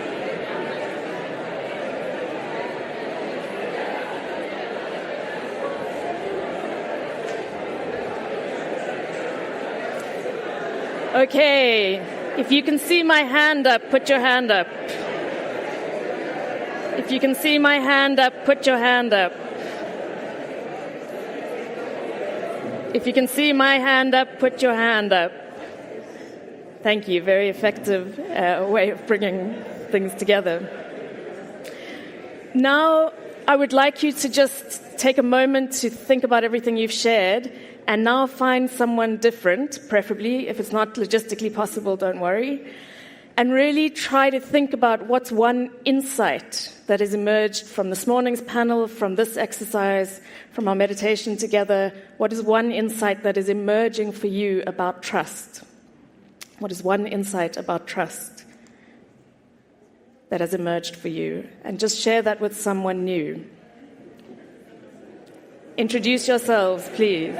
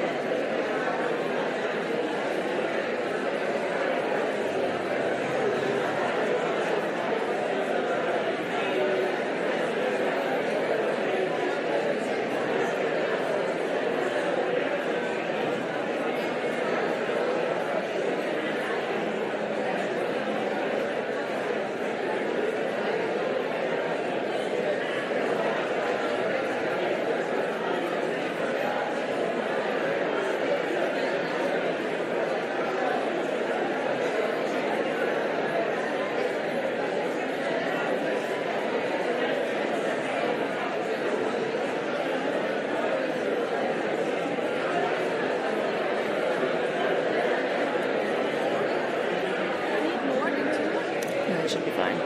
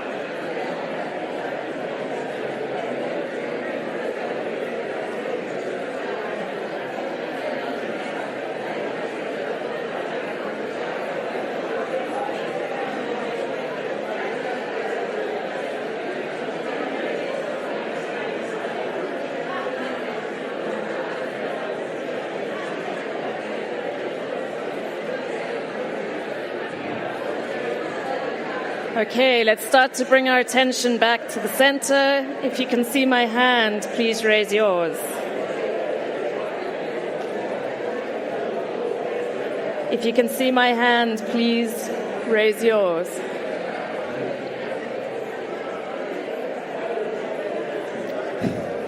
It's less effective this time. If you can see my hand, please raise yours.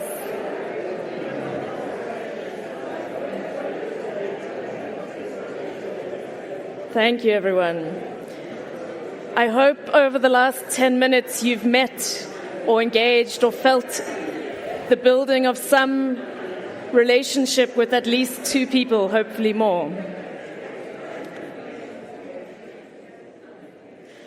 There's this fascinating, maybe just to say, I think this notion that we must act together, we must be together, is really fundamental to Ubuntu and is really fundamental to why we're talking about trust at the center of this conversation about climate solutions. I want to introduce an idea that some of you may be familiar with from Elise Boulding, which is the 200-year present.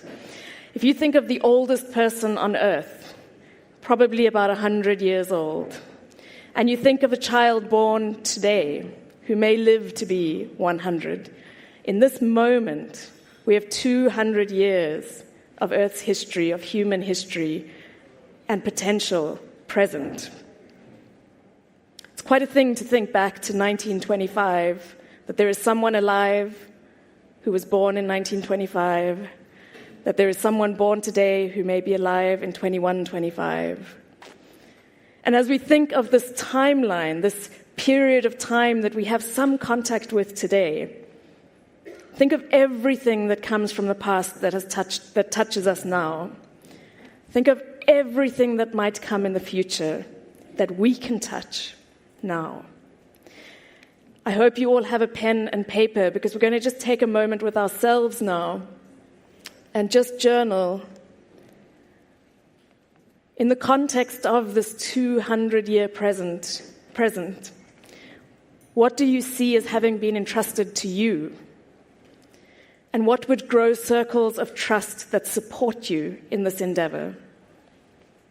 Just take 5 minutes to journal that for yourself.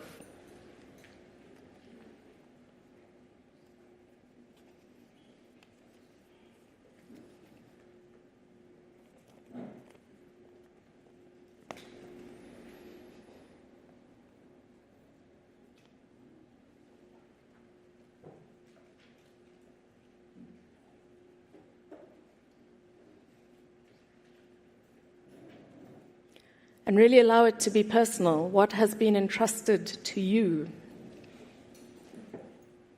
And what would grow a circle of trust around you that can support you in this endeavor?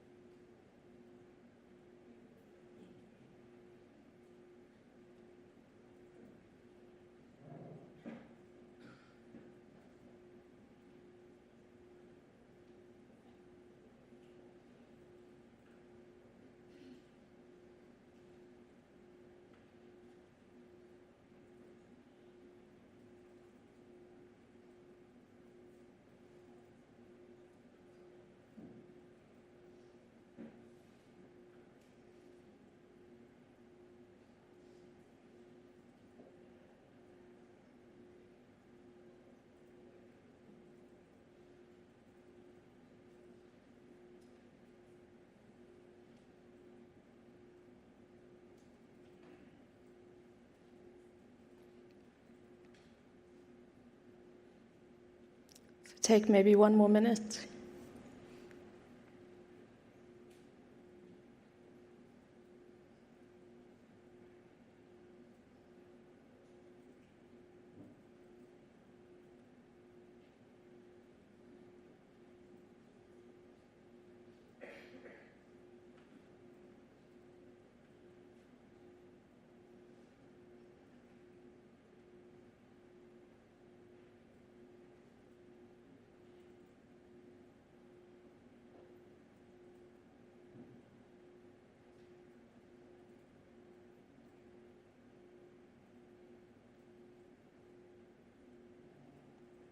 Thank you, everyone.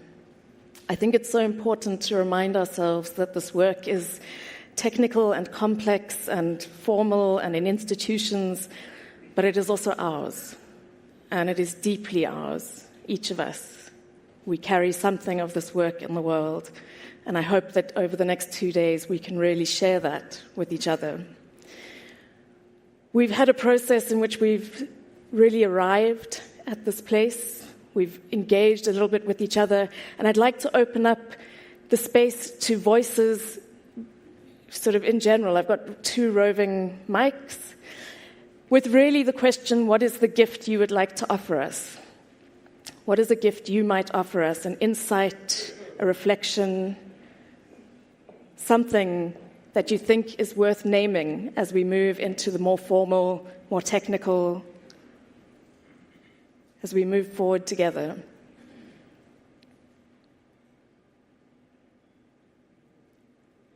This is the part that requires courage. Yes, thank you, Dave. Maybe just say your name before you share. Good morning, everyone. My name is David LePage. I'm the Director of Fossil Fuel South Africa. And I would like to offer the insight and the reminder that the climate crisis that we speak of has causes, and we know who are behind the causes. It is a single industry that is responsible for 90% of global emissions still, the fossil fuel industry. And it is a few dozen companies with a few hundred executives that are principally responsible for this crisis. So we are often gaslit by policymakers who suggest that it is our global responsibility to sort out this crisis. But that responsibility lies far, far more with this particular industry that we need to find ways to properly regulate. Thank you so much, Dave. I've got a hand here in the middle.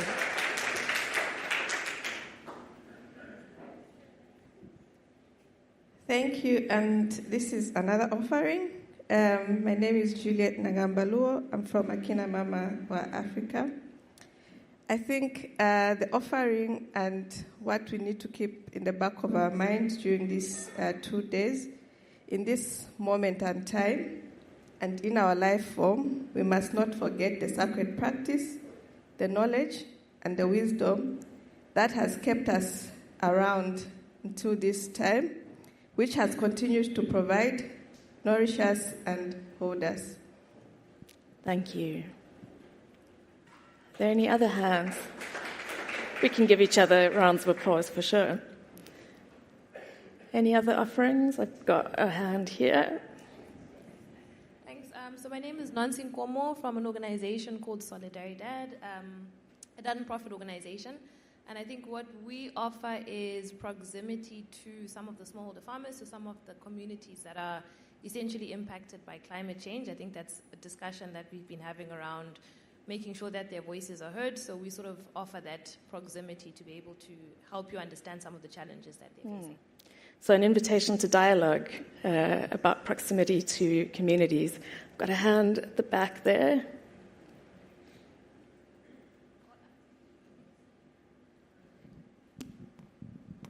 Thank you, and thank you for this inspiring session. I'm Paula Ellinger from Fundación Avina, Brazilian, based in Latin America, and I want to offer a bridge to Latin America because I think there's so much that we can share and learn together. Thanks. Thank you. So powerful, the potential of South-to-South collaboration. I've got another hand here. Thank you. My name is Monica Mbiva, and I am based here in South Africa, in Johannesburg. And what I think we offer from our space, this is a conservation space, is a network of over 50 organizations, locally led conservation organizations. And I'm with an organization called Mali Asili. And I think one of the things that we have realized is that solutions are on the ground, and we need to honor the space and acknowledge those who are driving solutions from the ground. And so in Southern Africa and in East Africa, we have these local organizations that are leading climate solutions from a conservation lens. And if you want to know more about that space, I am available for conversation. Thanks. Wonderful, thank you. Yes, I've got a hand there. We'll take maybe 2 or 3 more hands. Thank you so much. My name is Nyashampani. I'm with the Data for Governance Alliance, which is an Afrobarometer-led... Can you hold the mic a little closer to your mouth? I'm with the Data for Governance Alliance project, which is an Afrobarometer-led project.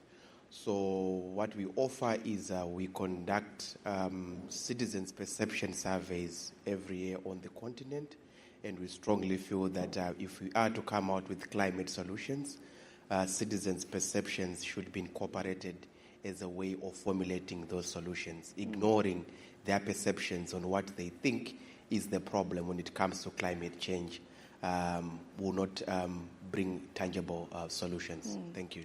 Thank you. And over here. Okay, sorry, we'll start over there and then we'll go. Thanks, Janet. Thanks. Morning, everyone. Stephen Horn here from Politically Aware, which is a satirical news show, and Clean Creatives, where we're taking on the advertising and PR industry. We've gotten over 80 agencies in South Africa so far to commit to our pledge to no longer work with oil, gas, and coal clients and to stop greenwashing. So I just want to double down on David's point around fossil fuels. My offer is perhaps reframing solutions to include calling out the fossil fuel industry. We need a fossil ad ban. We need to ban advertising of fossil fuels as urgently as possible, a tobacco-style fossil ad ban. We need to get lawyers, and I'm very excited to say we've launched South Africa's chapter of the Law Students for Climate Accountability, which has produced the first ever report listing the legal firms in South Africa.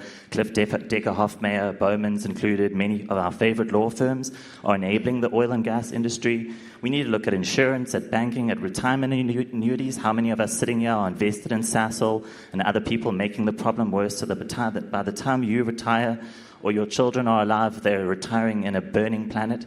Please, can we take more action? Thank you so much. Thank you, Stephen.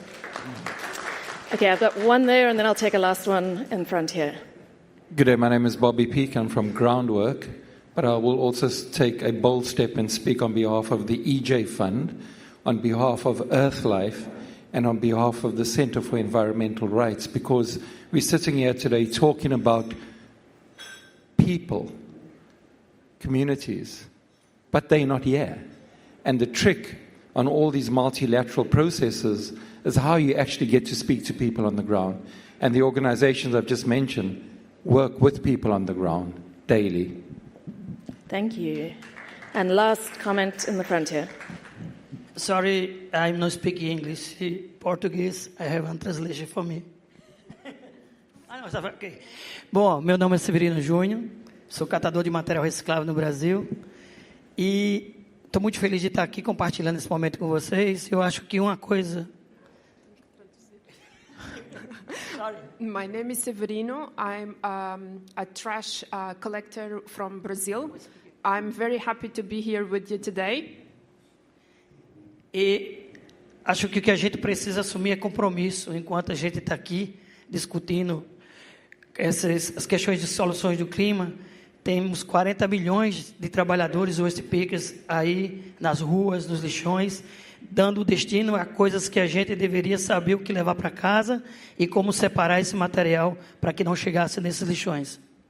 In my opinion, what we need is commitment. We're more than 40 million of us, informal workers, doing this collection of trash. So we should be aware of what we're generating, what we should be leaving home, what we should be getting back, and what we should be recycling out of what we're taking out as well.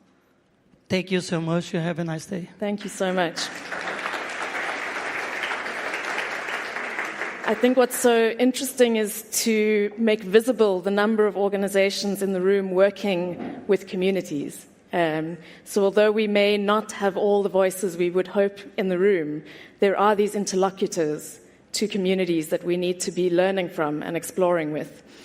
And I hope that also in the room we have some interlocutors to the hundreds of executives that Dave was speaking about, so that we can be in true dialogue across these divides, not just in rooms where we talk to ourselves, but in rooms where we really get to grips with the depth of what we're talking about here.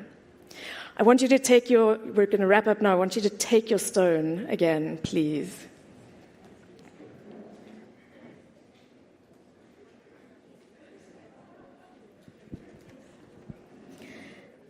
And I want to invite you to bring all your intentions for these 2 days, all your wisdom, to bring that into this stone. And then I'd like you to find someone and gift them your stone, so that we can end up in a circle of collective intentions, collective wisdom, shared interest, and shared purpose. So find someone to give your stone to.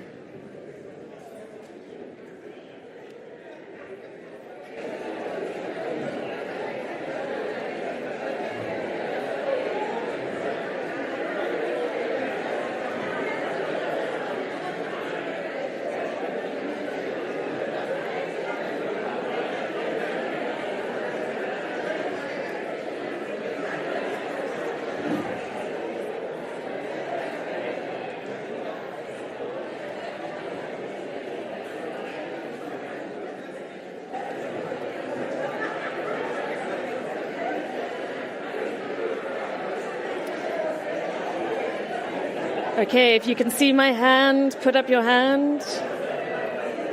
If you can see my hand, put up your hand. I hope that over the next 2 days, the stone walks with you. It's a nice weight in my pocket. A reminder that we are individuals, we bring our individual wisdom, our individual stories, but we are also a collective. We're here with a shared purpose, we're here with a shared vision, a shared mission. And over the next 2 days, I want us to really think about how powerfully we can use this space.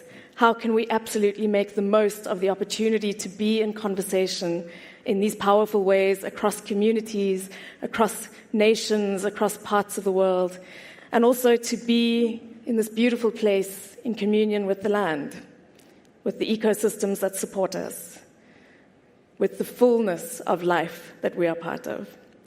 Thank you so much for playing along with me, and have a wonderful rest of the conference.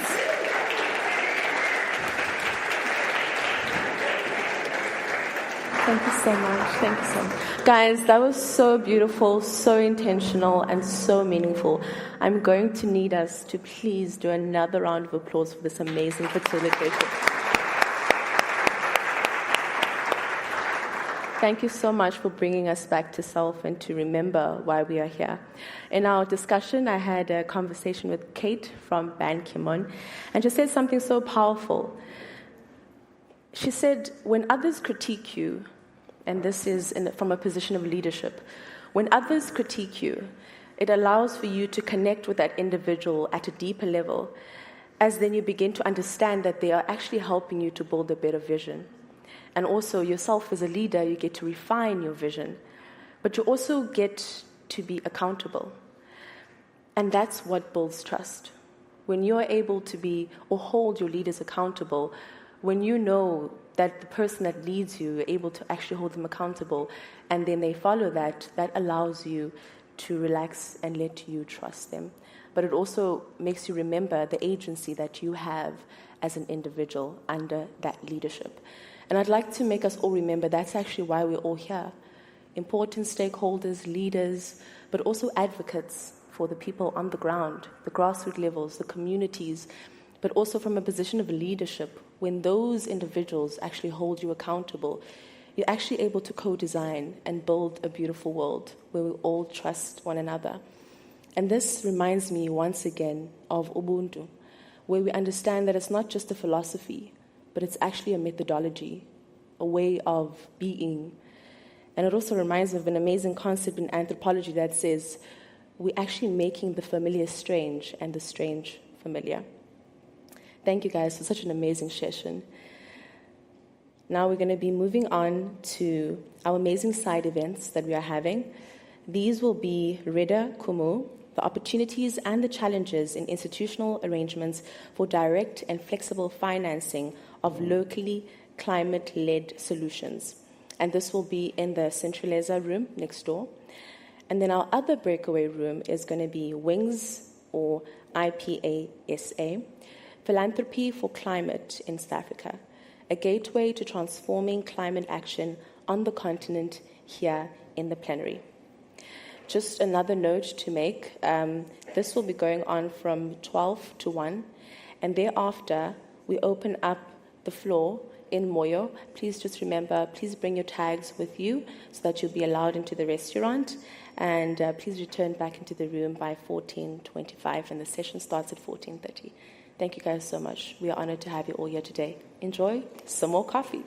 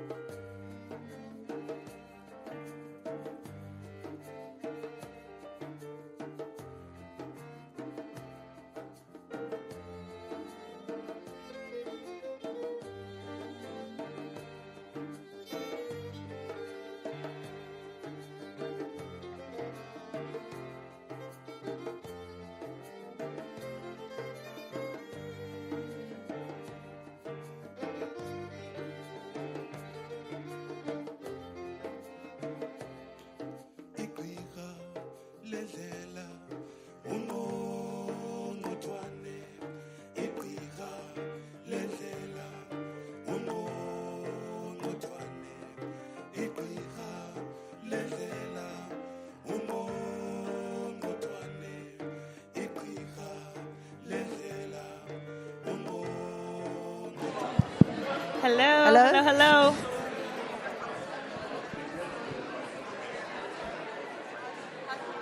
Good afternoon, everyone.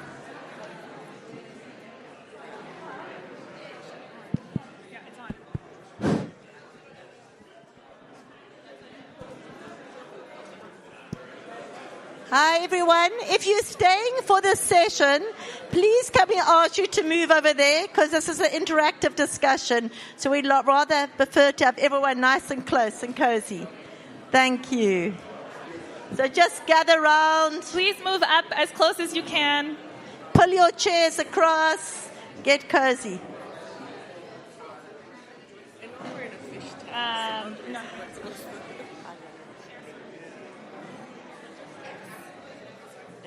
Yeah. But you're up second. Second.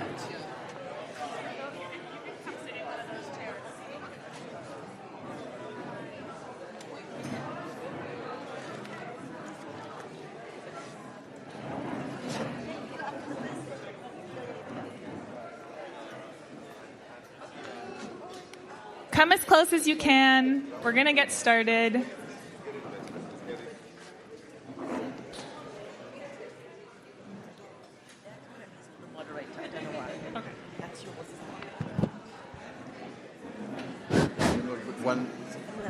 One for Celine, yeah.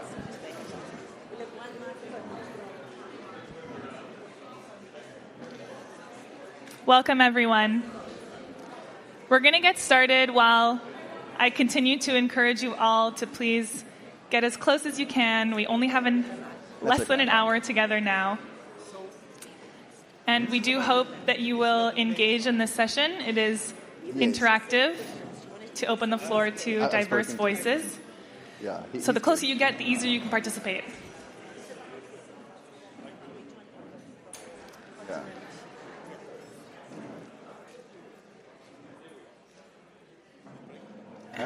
Should we close the doors? Do you want to go close the doors? Okay. My name's Erica Miller. I am the head of Climate at Wings. We are an international network for philanthropy.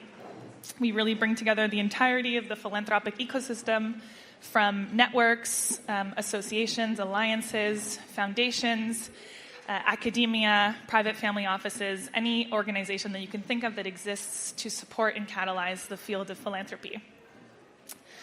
Now, I think we can all agree that the climate crisis is a global existential crisis. It is also a test to philanthropy's relevance and our impact. Our sector's traditionally siloed approaches are not enough to address the scale, the complexity, and the pace of this challenge.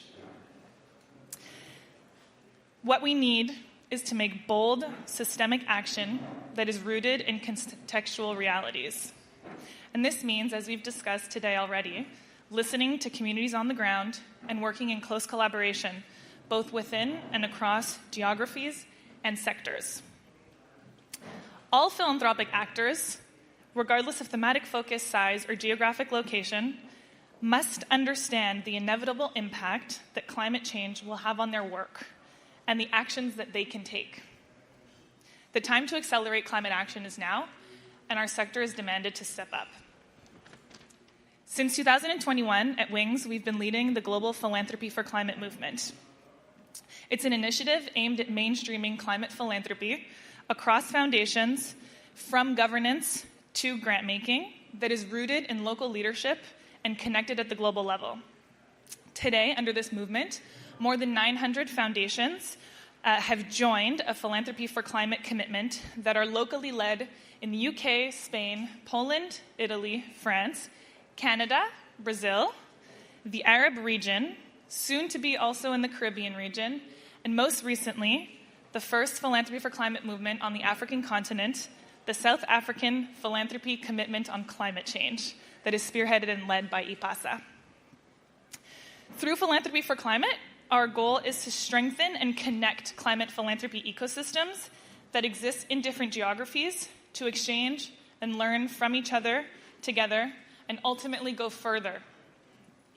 We hope that we can leverage the South African commitment as a gateway to increased representation of African philanthropy's voice, influence, solution, and collaborations in this growing global movement. We're delighted to be here today to participate with IPASA and all our wonderful speakers. So I'm going to pass it over to Louise to say some words of welcome before we get started. Thank you, Erica. Hi, good afternoon, everyone. I'm Louise Driver, the Executive Director of the Independent Philanthropy Association South Africa, IPASA. We are a membership network of about 65 private foundations investing in South Africa, many of our members who are here today, which is wonderful. And our main role is to ensure that our members and other funders in South Africa are focusing on key priority funding focus areas in the country, as well as trying to transform and progress funding practice. In terms of priorities, one of our key priorities over the last 5 years has been climate. And we have worked through a climate funder support initiative over these few years to educate funders as to how climate affects their funding focus areas, no matter where they invest, how the cross-sectionality of the climate issues, and then getting our members and other funders to really integrate climate considerations into their funding strategies and take climate action. And this has culminated in the launch of our South African Philanthropy Commitment for Climate Change, which, as Erica mentioned, which was launched this year in January, thanks to the support of WINGS and African Climate Foundation. And we've already got 12 signatories, but we're working on working to as many as the WINGS international commitment has. And this commitment is crucial for IPASA, crucial for Africa, and that we are the first funder climate pledge in Africa. So this means for IPASA not only that we need to promote climate action in our country, but that we need to help promote it across the whole continent, to try promote other countries to also develop their own local pledges, but also to encourage collaboration, innovation, cross-sector learning within the climate philanthropy space.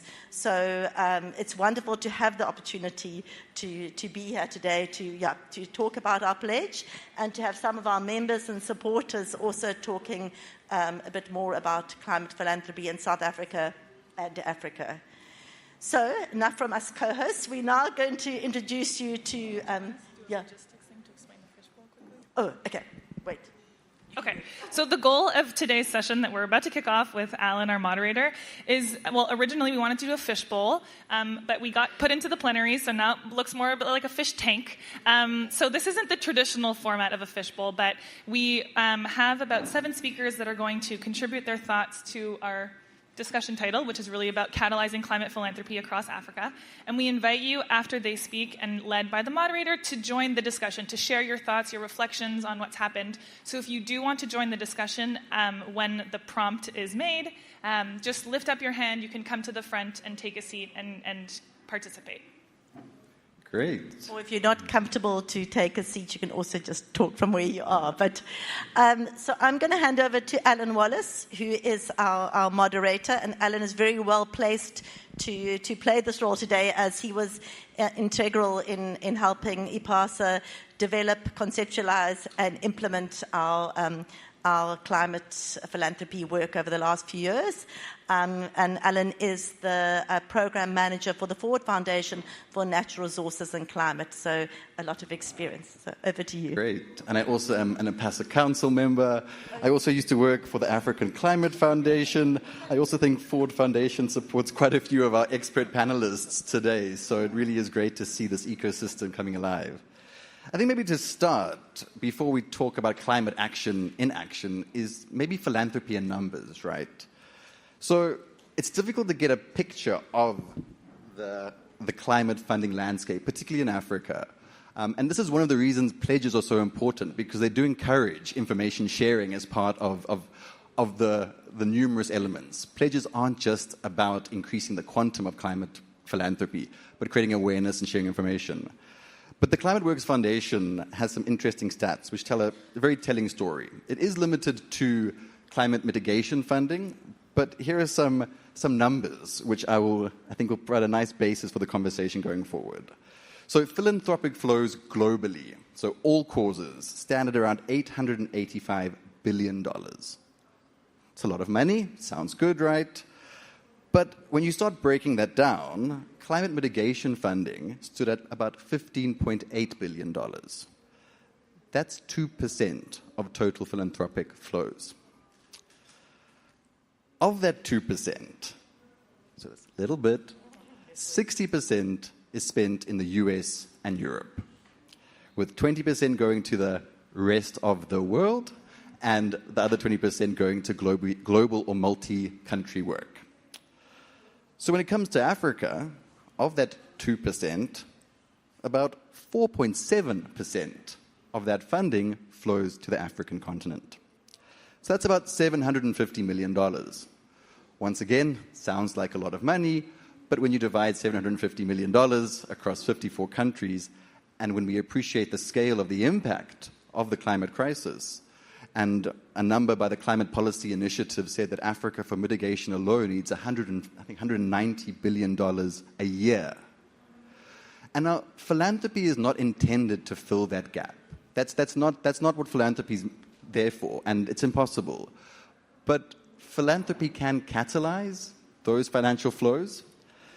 And so, while the ultimate goal is to increase the quantum of funding, it is equally important to demonstrate the importance of climate action for social and economic development. It's come through today in the conversations that climate is a development issue, it's a social justice issue, it's an environmental issue. And so a really good way to see phenomenal work in action with the limited resources is why we have our very clever philanthropic fish with us today. So on that note, I'm going to start, maybe Salim, I'm going to start with you with the African Climate Foundation, and ask, why is it important for philanthropy, local, regional, international, to drive climate action on the continent? Is that okay? Can you hear? Thank you, Ellen, and we do miss you at the African Climate Foundation. I hope your boss is not hearing. But we still worked a lot together. So I just wanted to put the discussion in a bit of context, and I hope you don't mind me being a little controversial. You can be controversial, okay, but you have 3 to 5 minutes. I do think that we do have to ask very hard questions, particularly in the context that we have now US aid shut down, aid is being reduced. The effectiveness of aid and philanthropy, and how do we make it more effective? You have heard the stats on amount of philanthropy that flows into Africa. We're making the assumption that if it flows into Africa, it will be for good things. Now, the question is, what are those good things? A lot of philanthropy has come to Africa, and to a large extent, it has been driven by northern-based re-granters, very big focus on removing things from the system, like fossil fuels. The more difficult question to address was, what happens after the day after a gas plant, a coal plant, or something is shut down? What do you do? That's a very hard question to deal with, because it can't be a problem only solved by campaigners or activists. It's something that has to be done and driven by at the level of the state, which is representing the interests of citizens who have taxes and the fiscal resources to change the very world, where they've, in the first instance, put authorized those plants to be. to be based. I will come back to that just now. The importance of the pledge is really to recognize there was a lot of philanthropy happening in Africa, but it was not orientated towards addressing climate.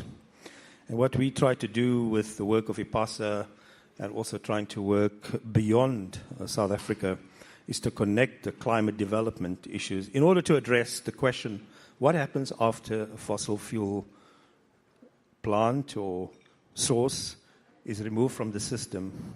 What do we put in its place? It's not just renewables. It's not going to answer the question. And I'm being very controversial here because I really want us to be open about these debates. There are huge ethical, moral issues by just unplugging something that has been entangled in the system for over 100 years, whether for the right reasons or wrong reasons. It has broad development and it's also cost development. It doesn't mean that the solution is going to be also not anti-development. We have to be very, very careful what that means. And a lot of funding has gone into opposing something without people giving due consideration for what happens the day after. These are ethical questions people don't want to address, but rather leave it as a problem for somebody else to solve. And so I think the whole idea of the pledge is really to mobilize the developmental parts of philanthropy to work closer with climate in order to address that question I mentioned. Increasing philanthropy, I really ask the question, if you say you want increasing philanthropy, what does it mean in actual terms? What good use will you put it to? It's a question I have to ask myself. Ford Foundation, a lot of philanthropies. In the context of a continent that has huge developmental needs, and part of the developmental needs is not necessarily about self-help. And I always use this motto, development is something that we do for ourselves, not what other people do for us. And I think the question we have to ask in philanthropy, because it's a mirror of development aid in many respects. It has a political economy. There are NGOs, there are intermediaries, there's philanthropies, there are intermediaries. There are people on the ground that often don't get the resources. And we have to ask tough questions about it. Is there any point in doing more awareness campaigns and policy research? Does philanthropy have a role to join hands with others to deliver public goods that can allow people to help themselves? That's important. Should we lobby and attack big power and hope that they will come back merciful and more ethical to solve our problems? Are we being realistic? Number 4, should we try to mobilize people in a cross-section of society to reclaim power and to influence the process of change? These are 4 fundamental questions that development aid, philanthropy have to ask. And I'm sorry, but nobody wants to debate this. They really want to gloss over these questions. They, in my view, because they question our leadership ethics, the question that you put in front. So what are we trying to solve with more philanthropy? Thanks. Okay. So that was quite a big ask there. And I do think that I'll be interested to hear from the fish tank on the controversy. But I'd also think that I'm reminded of the quote by Vanessa Nakati, the Kenyan climate activist, who said, not all climate action is climate justice. And I think that's something to think about, but also the importance of local context. And now, I'm going to just skip you because I want to actually come back to that, and I'm going to ask Duncan, because one of the points Salim also raised was that most of the philanthropy flows come from the global north, global philanthropies like the Ford Foundation and others. The Lewis Foundation is a South African philanthropy that's been working on climate, on environment and conservation for many years. Maybe just sort of reflect on maybe some of the points around how Lewis has been incorporating climate change in its grant giving, and why it was also one of the first philanthropies to sign the pledge, not only the South African pledge, but also the global pledge. Okay, to follow Salim, let me go light while he went deep and dark.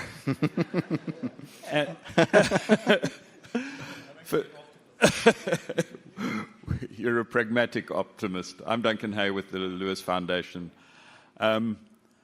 So my predecessor, Lindy Rodwell, was involved in the ground floor, together with the African Climate Foundation, in the introduction of climate to IPASA. And really, Louise driver by name, driver by nature. And I follow that up with Erica Miller with her wings. You can take flight. One of the few benefits of old age is that you get to see a whole bunch of initiatives start, get traction, not get traction, survive, disappear. And I know that many people have been disappointed that it's taken 5 years for IPASA to get where it is. I have completely the opposite view. I have seen few large-scale programs reach this level of commitment as quickly as it has. So that's a shout-out to the effort. And also, we had a discussion yesterday, and Louise raised the notion of structure. So if we're going to inform, if there's going to be African commitment to African philanthropic commitment to climate, it can't be just an informal talk shop. There has to be structure, there has to be direction, and there has to be action. So reflecting on and that's what we're seeing. I think the second point for me, and I'm trying to be more forward-thinking than reflective, is that through the climate commitment, Lewis has a stage and has a platform in all the other philanthropies. We're invited to present on climate change in other spaces. In fact, it has been easier to collaborate across philanthropies than within the environmental philanthropy sector. And that is why yesterday we had an initiative to improve collaboration amongst the philanthropic environmental funders. So that's really, in a nutshell, you've provided opportunity, and that's the critical thing. Now we have to structure that opportunity to make it mean something. Thanks. And that's really great, and I think so important to think about the power of a pledge and some structure and a meeting point for so many interested parties. The traditional climate funders who are established to set up and work around environmental justice and climate justice, but also to start engaging those with other mandates, because I think climate injustice tends to show itself up in other rights, health, education, social services, social protection. And I think this is a nice segue to Bongi, because Salim said, what happens tomorrow?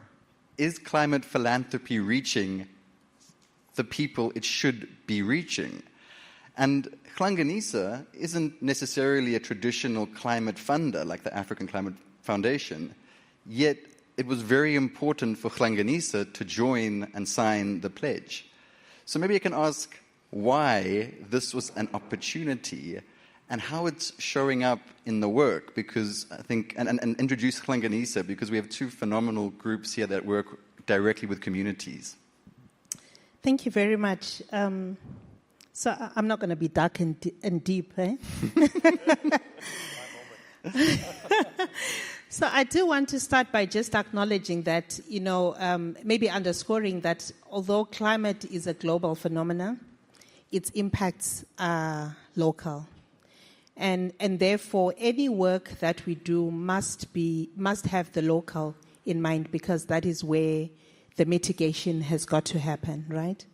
And so our work as Hlanganisa Community Fund is to look at how we can build resilience at local level through supporting grassroots initiatives. And so that's important.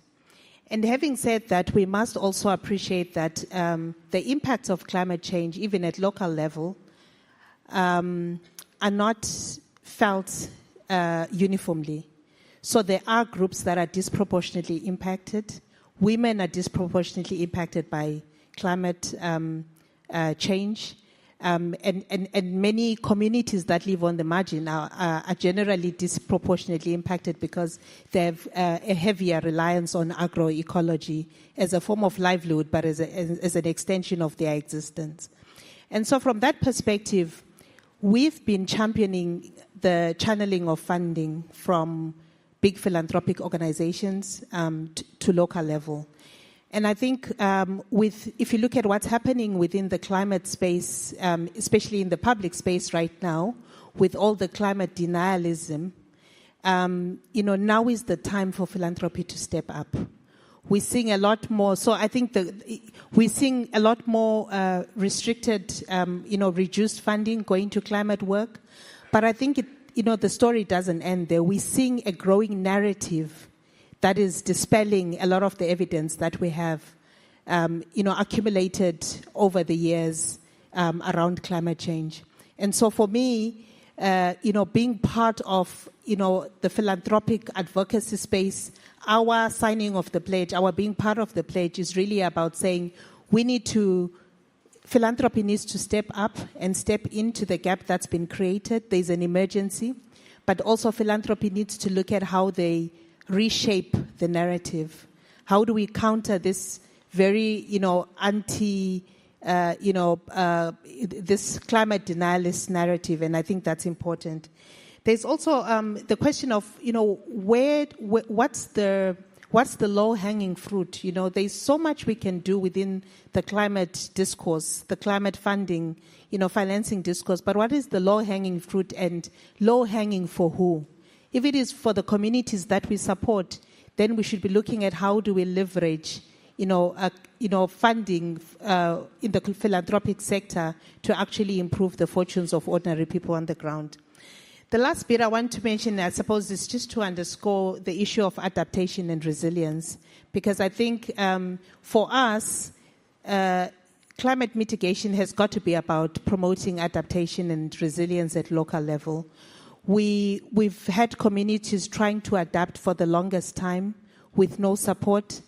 There is an acceleration in what we are seeing, and there is a need for us to start focusing resources on looking at how that adaptation can also be enhanced. We are seeing generally, floods this year, drought the following year.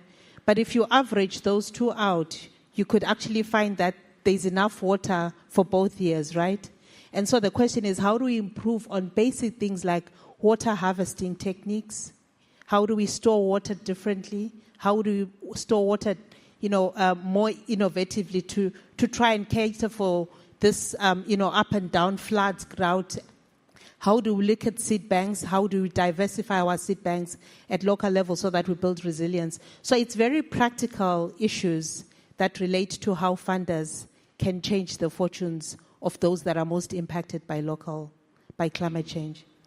Thank you so much. And I think it's so important that we tend to, even as a philanthropic sector, tend to focus on mitigation as the priority. But Africa has time and time again really raised the importance of adaptation. But adaptation is also critical to the development and I think resilience and jobs. And it's really, I think, important to understand that saying is that sometimes maybe the traditional climate project that revolves around a wind farm or a research report might not actually be where we're seeing the action, agroecology, seed banks. These are the initiatives that actually make a tangible impact. And I think it's important to maybe just remember that that is climate action, and climate action is broad. And perhaps sometimes the siloing of mitigation and adaptation and Paris speak, we tend to lose the people side and the developmental side and the justice side of climate action.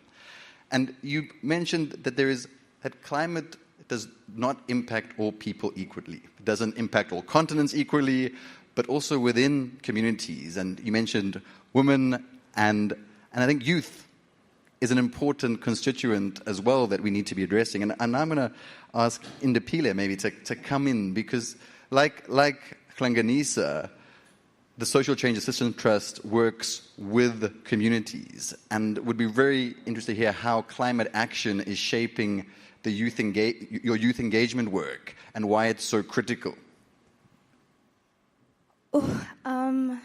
Yeah, it's always such an issue when you have to speak about the engagement or the involvement of young people within the social change space, because there's always this notion that young people don't want to get involved. I mean, I've had this idea as well through the work that we've been doing, and also just the perspectives that we hear from people on the ground, that young people don't really want to be involved in climate action or discussions about climate action because their presenting problems are not climate change. Like, what is climate change to me if I've been looking for a job for the last 5 years?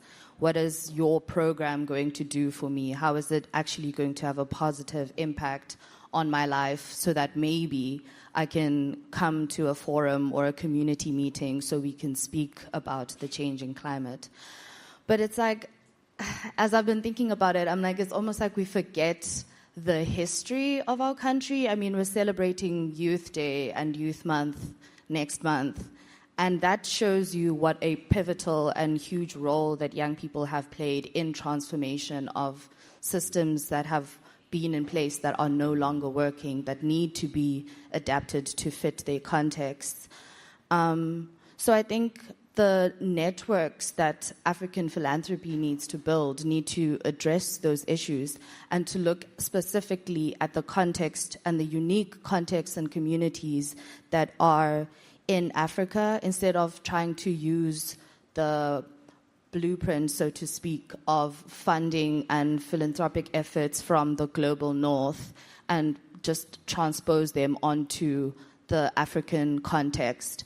Because a lot of the times we will then try to create models or programs that are going to tick as many boxes of the funder as possible, but the impact won't really be as tangible or of good quality or sustainable on the ground.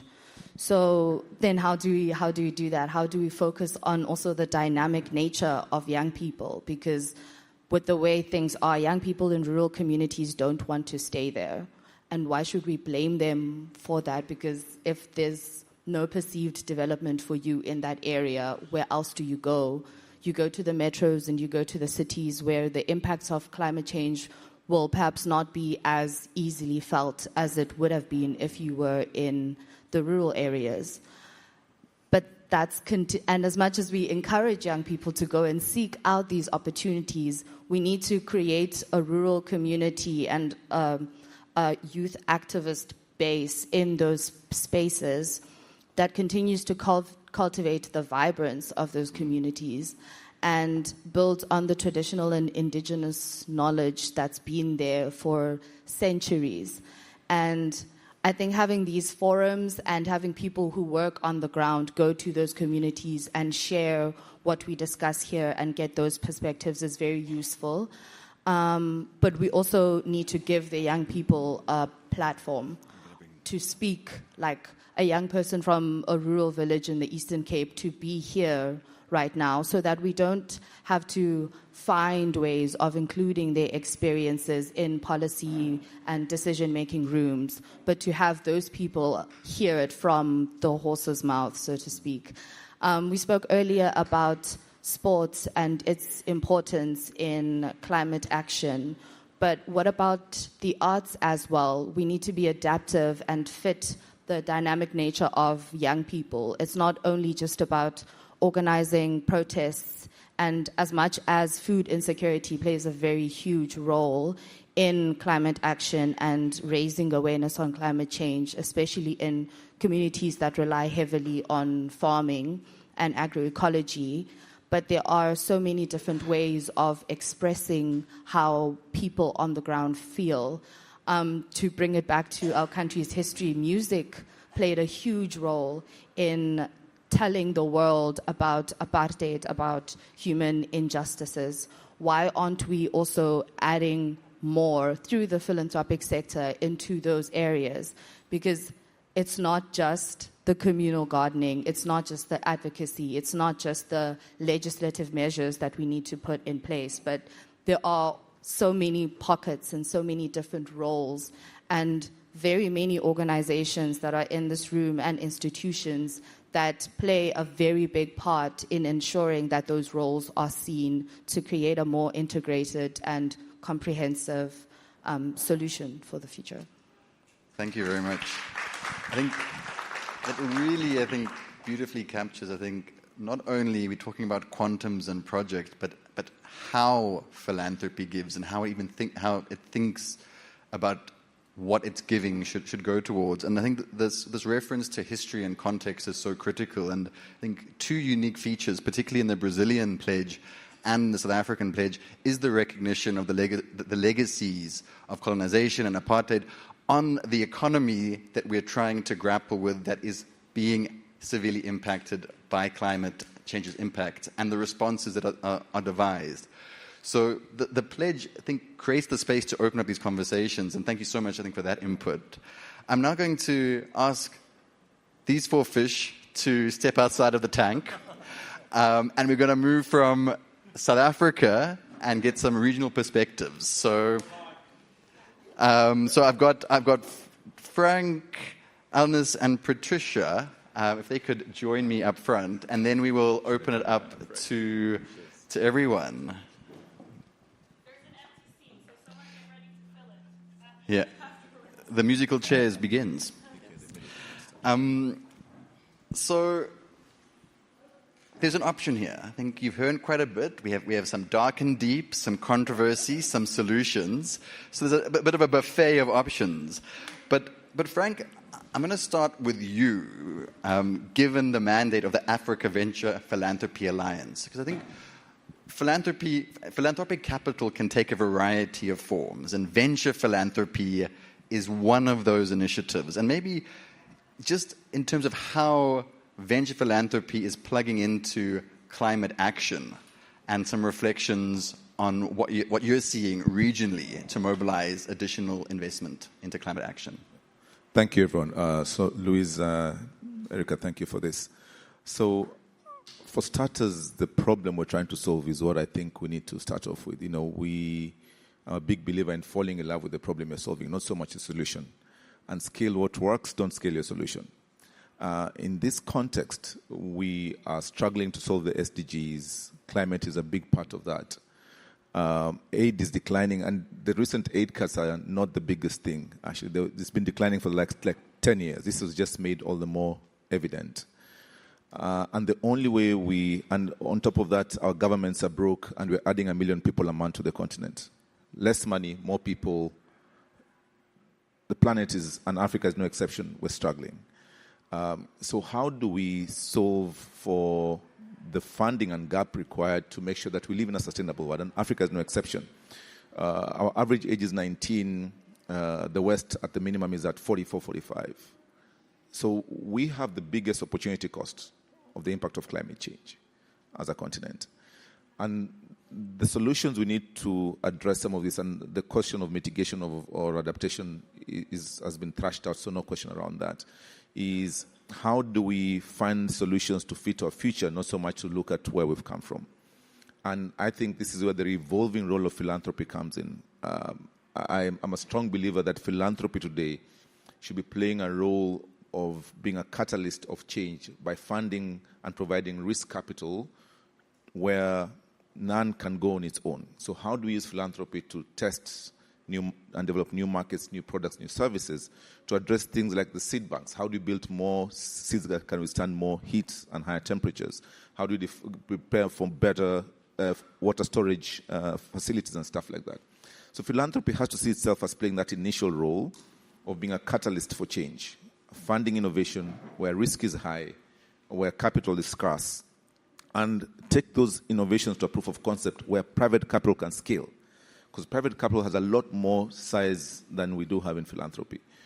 So for me, that's kind of one of the evolving things we have to do. And also then look at how we are supporting things like policy initiatives to really cement and embed a lot of these innovations.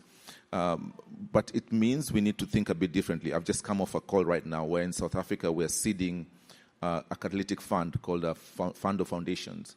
We're helping philanthropic organizations in South Africa pool their capital into a single vehicle so we can go far together, rather than each one of us trying to go fast alone. And we at AVP have done a very similar thing. We've just launched a $200 million catalytic fund on the continent to do a very similar thing in the continent. So there's increasing need for us to build these collaboratives because the world of impact isn't short of money, we're short of risk capital. Money is not the problem. Okay? That SDG financing gap we're trying to address is 0.2% of the money available globally. 0.2%. It's 11% of what's available in Africa. We're not short of money. Okay? So part of our job is also to demonstrate to private capital that you can make money that is so for human need. And increasingly, there are models that philanthropy can demonstrate that put proof and evidence to that.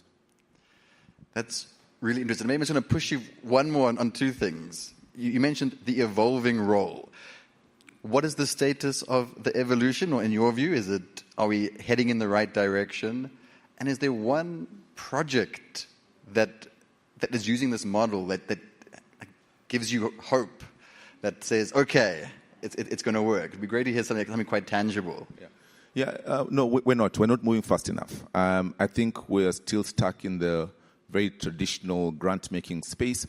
And let me put a caveat here. There will be projects in Africa that just need straight-up grants. We should stick to those ones. But I think a portion of our money should start testing this amplifying impact of philanthropy. So for every dollar I'm deploying, can I unlock $5, $10 of private capital? That's a big question, because there's a lot more private capital than we can imagine. But we have to lead in demonstration effect of how that works for amplification of the impact. There's tons of initiatives. People in South Africa will remember there was a guarantee fund that Discovery put for medical students. I'm not sure whether you remember that. But they put in $20 million to fund black medical students at WITS and University of Pretoria. That has grown significantly. But what it did, it demonstrated that the risk in funding black students was not any bigger than anyone else. Okay? And so that is able to demonstrate that private capital can come in and fund those students without having to worry about, are they any riskier than any other client, for example. And these kids ended up paying back the money after they got jobs. So an example, we are designing something to fund a school meal program in Kenya that leverages carbon credits, because also this is where philanthropy can come in, is how do we demonstrate the opportunity in some of these unusual pockets of capital like carbon credits. Carbon credits right now are not being fully leveraged in the continent. Yet that whole structure, I'm very critical of how the carbon credit market was designed. It leaves out Africans who are the asset owners. We own the forests, we own the land, we're out of the equation, and I have a real problem with that. I'm really bothered with how carbon credits were designed top-down, not bottom-up. So I've been asking for ages, for every dollar that comes out of a ton of carbon, how much gets to us at the bottom? And no one can give me a straight answer. So once again, I think that the importance that not all climate action is climate justice. Unless before I come to you, I'm going to maybe just jump to Patricia. Just reflecting on sort of the African context, and we've heard about the South African pledge, which really speaks to the South African context and South African philanthropy. And what is your assessment of similar initiatives, or the importance or the value of collaborative spaces? And I'm also aware that working with the African Climate Philanthropy Hub as a new idea would be great to hear how you're leveraging the power of collaboration to respond to a crisis that is across the continent. No, thank you for that, Alan. Good afternoon, everyone. No, we can do better than that. Good afternoon, everyone. There we go. It gets the energy back in. People are hungry. Yes, wonderful. So let me start with the good news. When I look across Africa and looking at the sectors that we address, which is corporate and private philanthropic sector, the good news is that across Africa, corporate philanthropy is growing. You're seeing more actors coming into the space and more private giving. In addition to that, when we look at Africa in context of high net worth individuals, it's also growing at an average of around 4%. And so that tells you there's a lot of opportunity in terms of also tapping into family wealth and bringing family wealth across Africa into the discussion of social impact. Thirdly is when you look at the contribution of private sector into climate financing in Africa, it's 14%. In other regions, it's much higher than that. But for me, I look at it as an opportunity. There's an opportunity then of engaging private sector, family offices, captains of industries in terms of how can we tap into this private capital of Africa, as well as the expertise coming from the African continent. Now, to your question, there's still a lot of barriers and a lot of challenges, and we all experience it in this room. There's still a lot of siloed approaches to our programs, to our investing, to our working in our different communities. And this leads to a lot of fragmented efforts. In addition, there's also a lot of duplication and redundancy. And we need to move away from small-scale efforts. And so this is where the power of collaborative platforms comes in. And in very many ways, that has been the ethos of Impact Philanthropy Africa, because it is a platform that brings together corporate and private charitable foundations working across Africa for social impact. And the power of collaborative platforms that you heard Erica and Louise talk about earlier is that it's bringing solutions to some of those challenges that I just spoke about. So a lot of collaborative platforms, they can be digital, they can be physical platforms, but what it does, it allows a diverse group of people and players to work together. And so what we are doing at Impact Philanthropy Africa is bringing together this diverse group of private sector actors so that we can, building on the theme of earlier, building trust, and being able to rally around a common agenda and a shared purpose. Now, to your final question in terms of what is some of the exciting new efforts that is happening, particularly on the climate space.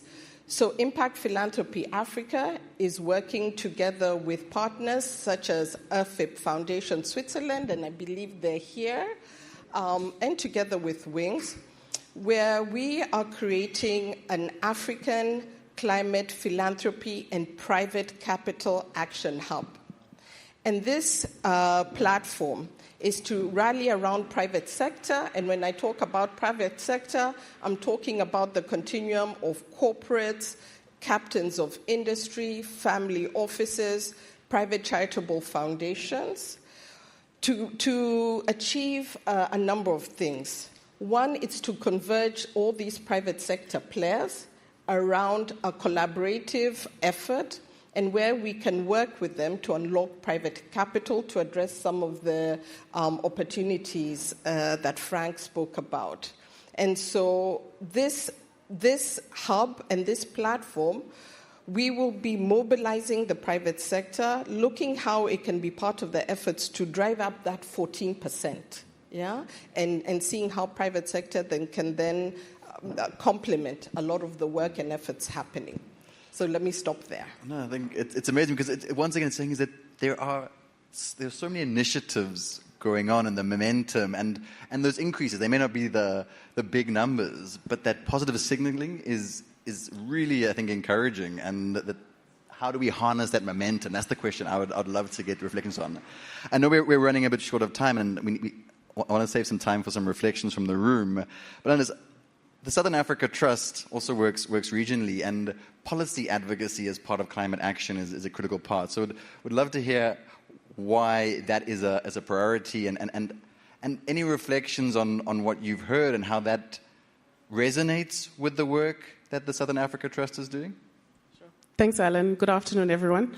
So at the Southern Africa Trust, our current strategy, which we launched last year, called the Seriti strategy, really focuses on human dignity and bringing this idea of humanity to the fore. Because at the Trust, our work is grounded in supporting marginalized groups and rural communities, particularly women and youth, engage in policy processes that they're often left out of. So by bringing those voices to the fore and focusing on humanity, we are driving a decolonized approach with a feminist lens. And what that looks like for us is supporting interventions that engage with communities at the grassroots, gathering from them, from their lived experiences, so that then our advocacy is rooted in real lived experiences. Because let's face it, the communities on the ground know what works and they know what doesn't work. And effective advocacy doesn't work when we leave them out. So from our approach, we convene multi-stakeholder spaces and multi-stakeholder engagements at national, regional levels. And for us, we believe that policy is a space where structural challenges and gaps can be addressed. We believe that in Africa we have the abilities to come up with wonderful, elaborate policies, and the challenge is usually policy alignment, policy implementation, policy awareness. So we really try to engage in a meaningful and a deeper level, to have conversations around how communities can drive that process. So I think a lot of what's been said resonates in the sense that we are looking at multi-stakeholder engagement, because in our ecosystem, no one actor or no one category of actors can actually drive change and push the climate justice agenda. So collaboration and advocacy for us are not just technical approaches, but rather moral imperatives.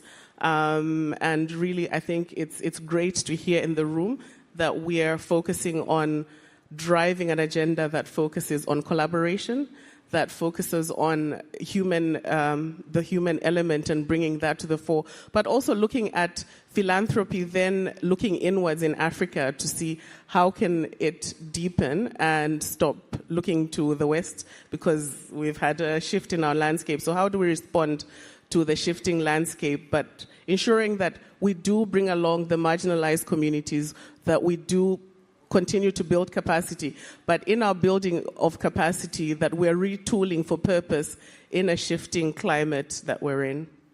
Yeah. Thank you so much. And once again, that just reminded of how important it is, whether it's policy, whether it's philanthropic giving, whether it's ideas, is that the solutions often lie with the very people the best intentions are trying to support, but often miss out that important communication gap.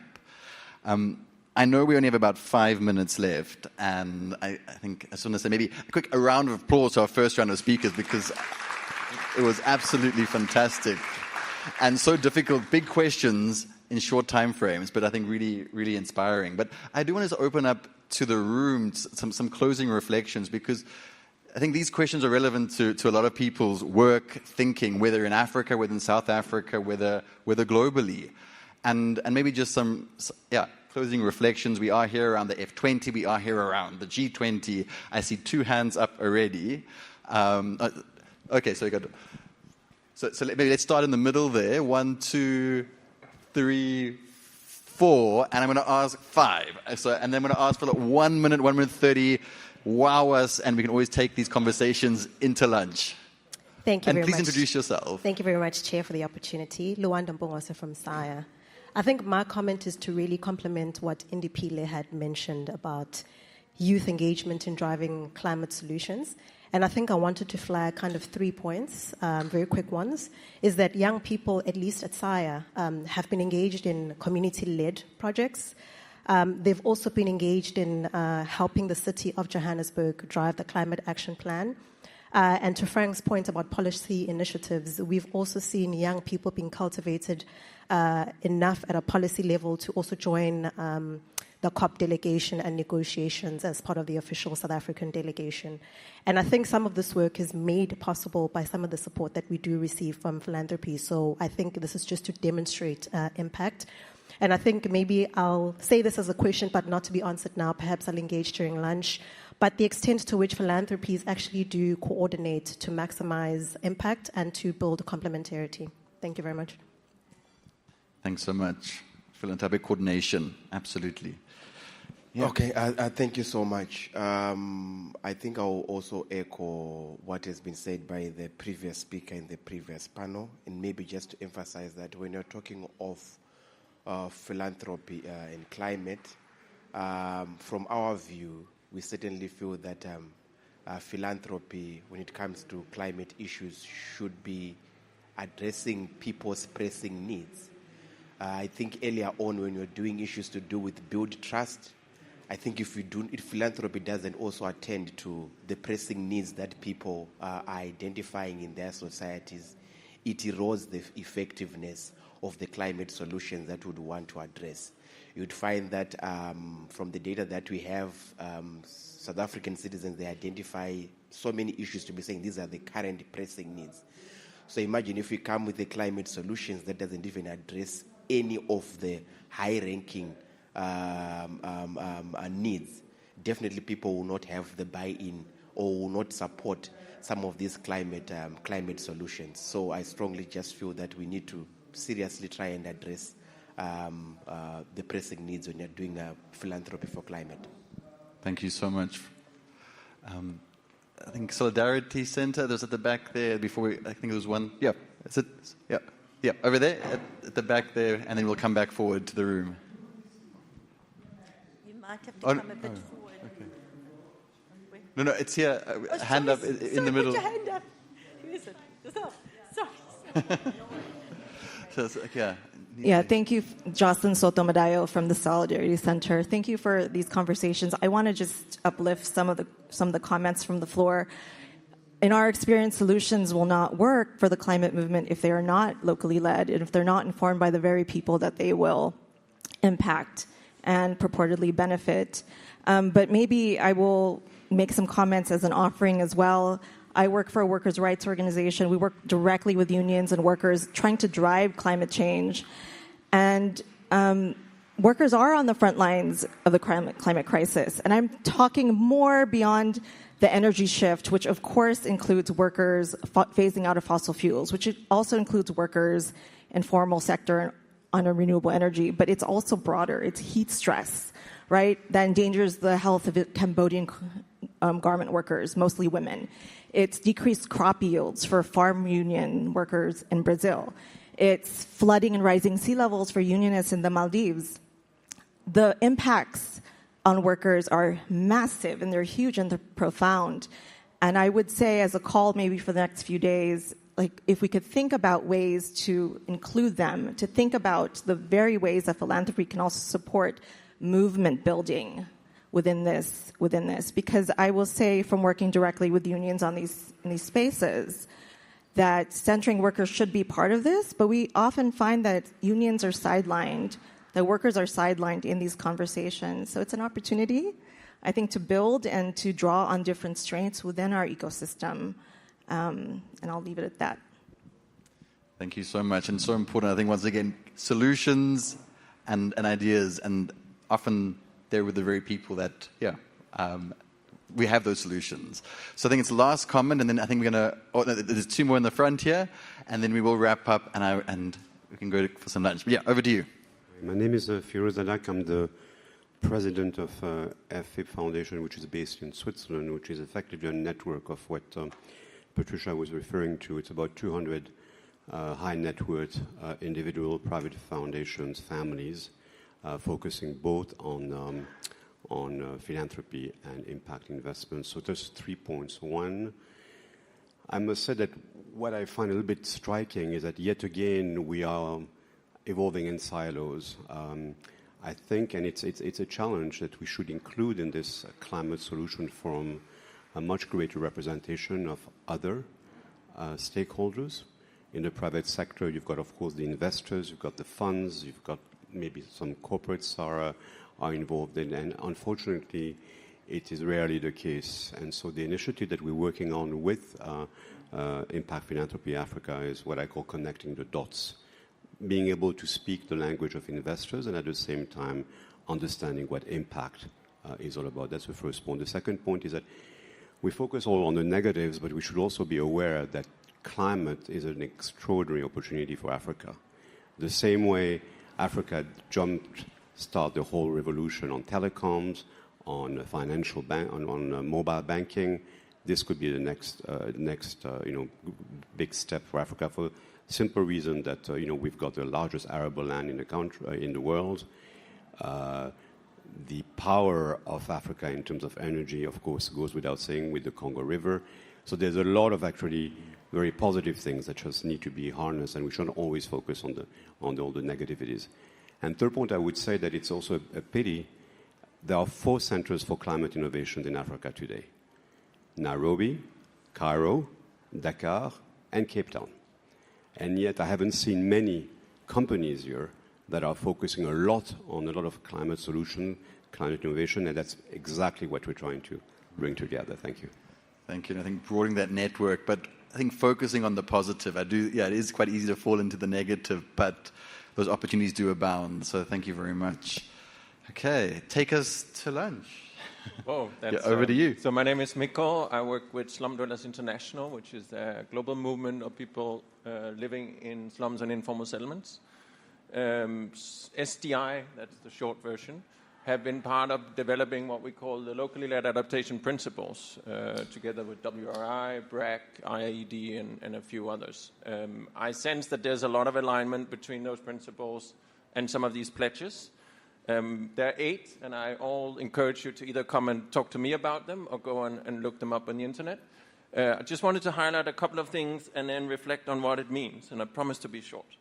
One is about devolved decision-making, and I think we talked a lot about that. We still don't see that sort of donors, and I think also philanthropies walking the talk here and actually allow that decision-making to happen at the local level in the communities. Number 2 is providing patient and predictable funding. I like to say, skip the projects. No projects. Invest in people, invest in organizations, but don't invest in projects, because projects always have like a 2-year or 3-year span, and what happens then? One is about, another principle is investing in local capabilities and build an institutional legacy. And I think also that has been highlighted a lot. I don't think it can be said enough. Every time we go into something, we try to think, how can we build something so there's a legacy afterwards? Institutionally, there's stronger organization that can pick things up. And then the last one, and I'm happy that the previous input was also about that, is about collaborative investment. So the network, Slum Dwellers International, the network meets weekly in saving schemes. People put money, hard-earned money, into different pots, some to invest in houses and land, some actually to invest sometimes in sanitation systems together with the municipality, sometimes just on their own collectively. Invest with them.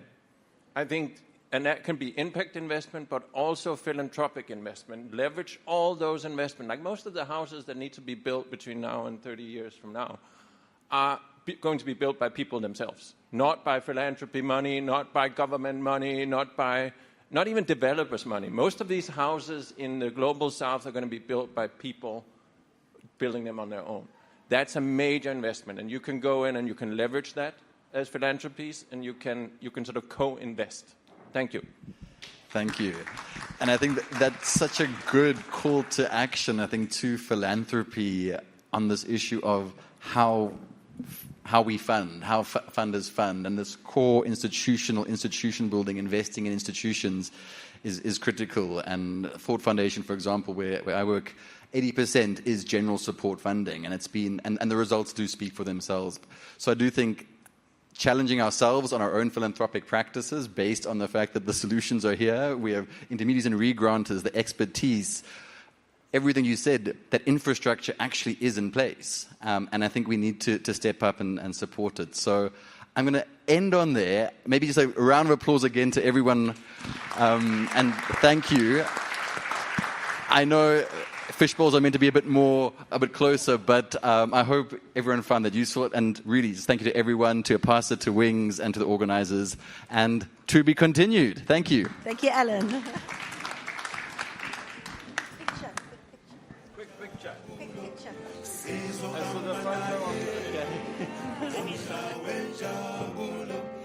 Sizohambana, inamanga, namhla wenjabulo nje.